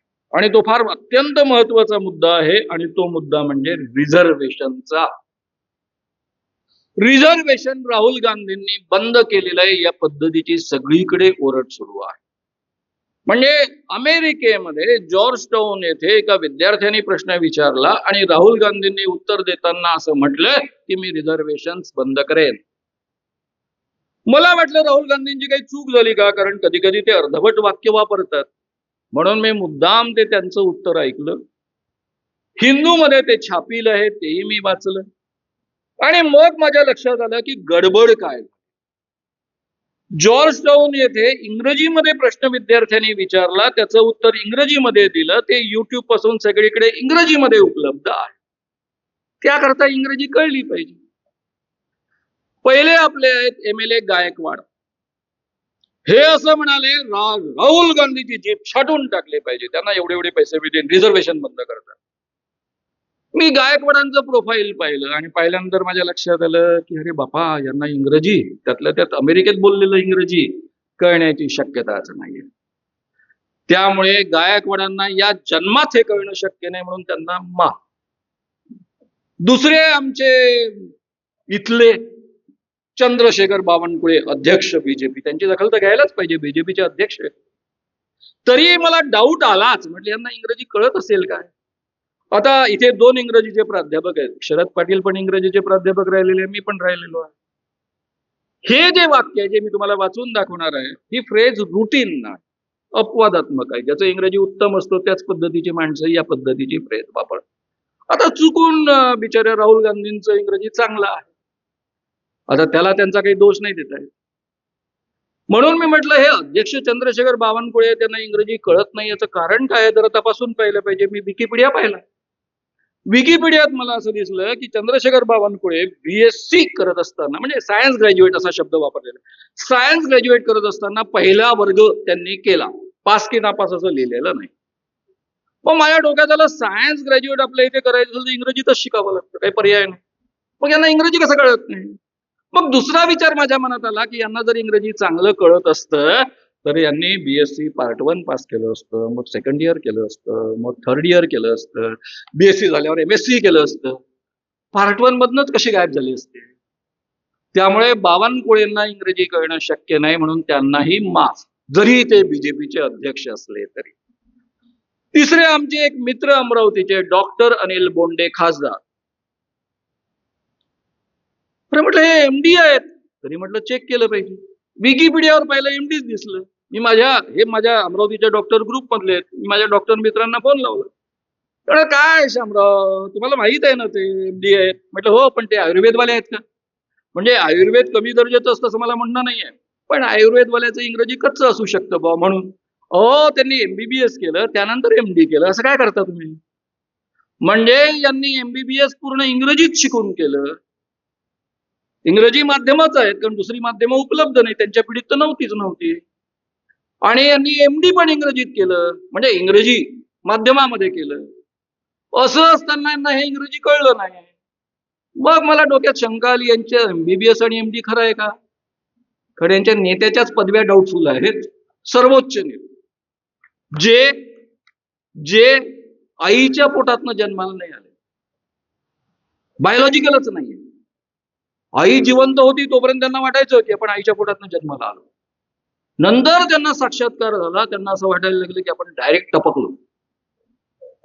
ते त्यांच्या डिग्र्यांबद्दल एक सहकारी नाही, त्यांचा एक सहपाठी नाही. माझे गाव लोक भेटतात, मी तुमच्या अमुक वर्गातला वर्ग मित्र आहे म्हणून सांगणार आहे, यांना एकही सापडत नाही अख्ख्या जगात.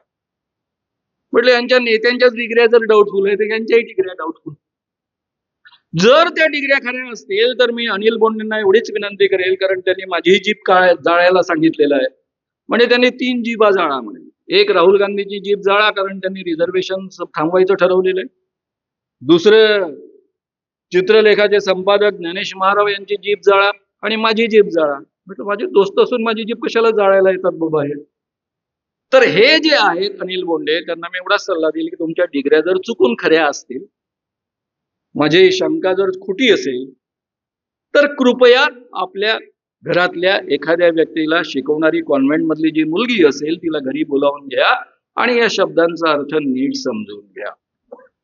राहुल गांधीला जेव्हा प्रश्न विचारला त्या विद्यार्थ्याने की आपल्या देशामधले रिझर्वेशन केव्हा थांबतील, त्यावर उत्तर देताना राहुल गांधी म्हणाले, we should think of scrapping reservations only when we should think of scrapping reservations only when आपण आपल्या देशामधले रिझर्वेशन्स तेव्हाच थांबवू शकतो जेव्हा India becomes a fair place.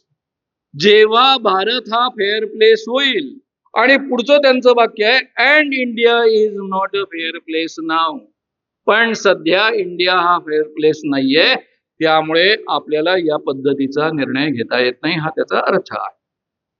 म्हणजे राहुल गांधी काय म्हणाले की आपण रिझर्वेशन थांबवण्याचा तेव्हाच विचार करू शकतो जेव्हा भारत हा फेअर प्लेस बनेल. सध्या तो फेअर प्लेस नाहीये, त्यामुळे आपल्याला तसा विचार करता येत नाही. म्हणजे फेअर प्लेस ही फक्त एक जे 2 वाक शब्द आहेत, त्याला फ्रेज म्हणा, शब्द म्हणा, काय म्हणायचं म्हणा, इथे सगळी गोची साठवलेली आहे. हे मला मान्य आहे की फेअर प्लेस हा शब्द रुटीन मधल्या वापरातला नाहीये, त्यामुळे अनेकांना तो कळला नाही, त्यांना माफ. पण आपल्या देवाभाऊलाही माफ का? देवाभाऊच्या डिग्र्या मला माहित होत्या, ते स्वतः कायदा त्यांनी पूर्ण केलेला आहे, म्हणजे किमान LLB झालेले आहेत, तरी म्हटलं चेक करावं. कारण 2005 पासून त्यांच्यासोबत सुद्धा मी कायद्यासंबंधी चर्चा करत आलेलो आहे. त्यांना अतिशय इंग्रजीचं उत्तम ज्ञान आहे, कायद्याचं उत्तम ज्ञान आहे, अशी माझी परवापर्यंत समजूत होती.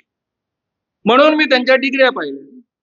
डिग्र्या पाहिल्यानंतर माझ्या लक्षात आलं, अरे बापरे, आपल्याला माहीतच नव्हतं की या माणसाने बिझनेस मॅनेजमेंट मध्ये पोस्ट ग्रॅज्युएशनची डिग्री घेतली. LLB इंग्रजीतच शिकावं लागतं, बिझनेस मॅनेजमेंट इंग्रजीतच शिकावं लागतं. एवढंच नव्हे तर जर्मनी मधला एक डिप्लोमा आहे, तोही जर्मनीतला आहे, तर जर्मन भाषेतला असावा असं म्हणण्याचं कारण नाही, तो इंग्रजीत माध्यमातला घेतला असावा. म्हणजे या माणसाचं इंग्रजी उत्तम असायला पाहिजे. जर उत्तम इंग्रजी आहे, त्यांना फेअर प्लेस हा शब्दाचा अर्थ का नाही कळला, तर मला विकिपीडियातच त्याचं उत्तर सापडलं. जेव्हा इमर्जन्सी या देशावर लादली गेली त्यावेळेस आमचे देवाभाऊ हे इंदिरा गांधी कॉन्व्हेंट स्कूलमध्ये शिकत होते. मग मला जसं जेलमध्ये टाकलं तसं त्यांच्या वडिलांनाही जेलमध्ये टाकलं इंदिरा गांधींनी. त्यामुळे देवाभाऊंनी इंदिरा गांधी कॉन्व्हेंट स्कूल सोडून दिलं आणि ते एका गुरुकुलमध्ये शिकायला गेले. तेव्हा माझ्या डोक्यात प्रकाश पडला की देवाभाऊंचं इंग्रजी का कच्चं राहिलं ते. कारण कॉन्व्हेंट सोडून दिलं आणि गुरुकुलात शिकायला गेले म्हणून त्यांचं इंग्रजी कच्चं राहिलं. आता मित्रांनो, फेअर प्लेस या शब्दाचा अर्थ काय? वेबस्टर या डिक्शनरीमध्ये, कॉलिन्सच्या डिक्शनरीमध्ये म्हटलेलं आहे, फेअर प्लेस म्हणजे विदाउट डिस्क्रिमिनेशन, भेद न करणारी अवस्था. ऑक्सफर्ड मध्ये म्हटलेलं आहे समान संधी असणारी अवस्था. म्हणजे असा देश ज्या देशामध्ये सगळ्यांना समान संधी आहे, जिथे जातीच्या आधारावर, संपत्तीच्या आधारावर, आणखी कोणत्याही आधारावर भेदाभेद केला जात नाही, सगळ्यांना समान संधी मिळते, अशी जागा म्हणजे फेअर प्लेस. आता तरी देवाभाऊंना फेअर प्लेस याचा अर्थ कळला असेल. त्यामुळे महाराष्ट्रभरात राहुल गांधींनी रिझर्वेशन थांबवण्याचं म्हटलेलं आहे म्हणून ते आंदोलन करत आले. खरं म्हणजे राहुल गांधींनी उलट याच्या विरुद्ध मतं मांडलेली आहे. राहुल गांधींनी आग्रह धरलेला आहे की जातीनिहाय जनगणना व्हावी आणि ज्याची जेवढी संख्या तेवढी त्याला हिस्सेदारी मिळाली पाहिजे, याबाबत ते आग्रही आहे. आणि काँग्रेसच्या न्यायपत्रामध्ये लोकसभेच्या आधी जे प्रसिद्ध झालं त्यामध्ये स्पष्टता ती मांडणी आहे. एवढंच नव्हे तर अलीकडच्या काळामध्ये त्यांनी मोदींना जाहीररित्या आवाहन केलं की सगळ्यांना ज्यांना ज्यांना आवश्यक आहे त्यांना रिझर्वेशन्स मिळाले पाहिजेत. त्याकरता हे 50% सिलिंग आहे ते बदलवा, त्याकरता घटना दुरुस्ती करा आणि या घटना दुरुस्ती करता इंडिया गठबंधन आणि काँग्रेस पूर्ण समर्थन देईल आणि हे या पद्धतीचं परिवर्तन करून सगळ्यांचे रिझर्वेशन्स वाढवा, असं म्हणणारे राहुल गांधी रिझर्वेशन थांबवण्याची गोष्टच कसे करू शकतात? याचा अर्थ यांना साध्या या वाक्याचा अर्थ कळला नाही. हा एक असू शकतो.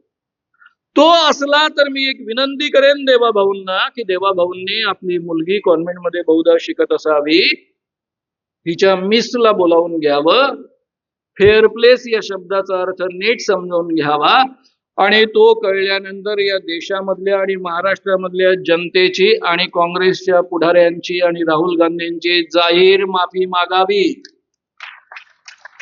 कारण आपण खोटं बोललो आहे, चुकून का होईना, असा ज्याला आपण म्हणू अपराध त्यांच्या हातून घडलेला. पण समजा तर ते असं करणार नसतील तर त्याचा अर्थ एवढाच आहे, झूठ बोलो, बार बार झूठ बोलो, बार बार झूठ बोलो, हे यांचं सत्यवचन आहे आणि देवाभाऊ त्यातले शिरोमणी आहेत, हेही आपण दुसऱ्या बाजूने समजून घेतलं पाहिजे. मित्रांनो, या निमित्तानं मी तुम्हाला एवढंच आवाहन करेल की सांप्रदायिक मनोवृत्तीची माणसं, मनोवादी मनोवृत्तीची माणसं, खुनशी माणसं, भ्रष्ट माणसं, हुकुमशाही लादू पाहणारी माणसं यांना घालवा. हे शेटजी भटजीचं सरकार घालवा आणि जे संविधान मांडणारं आहे, शेतकऱ्यांना आणि जनतेला न्याय देण्याचं आश्वासन देणारं आहे, असं लोकशाहीवादी विचारसरणीचं महाविकास आघाडी हे सरकार आणा, त्यांना निवडून द्या, असं कळकळीचं आवाहन करून मी या ठिकाणी थांबेन. धन्यवाद, धन्यवाद, धन्यवाद.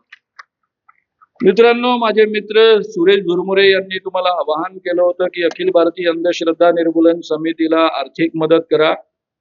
समोर QR कोड्स लागलेले आहेत, बाहेर पडताना सुद्धा QR कोड्स आहेत, कृपया त्यावर तुम्ही अखिल भारतीय अंधश्रद्धा निर्मूलन समितीला पैसे पाठवू शकता, काही हजारांपासून शेकड्यांपर्यंत.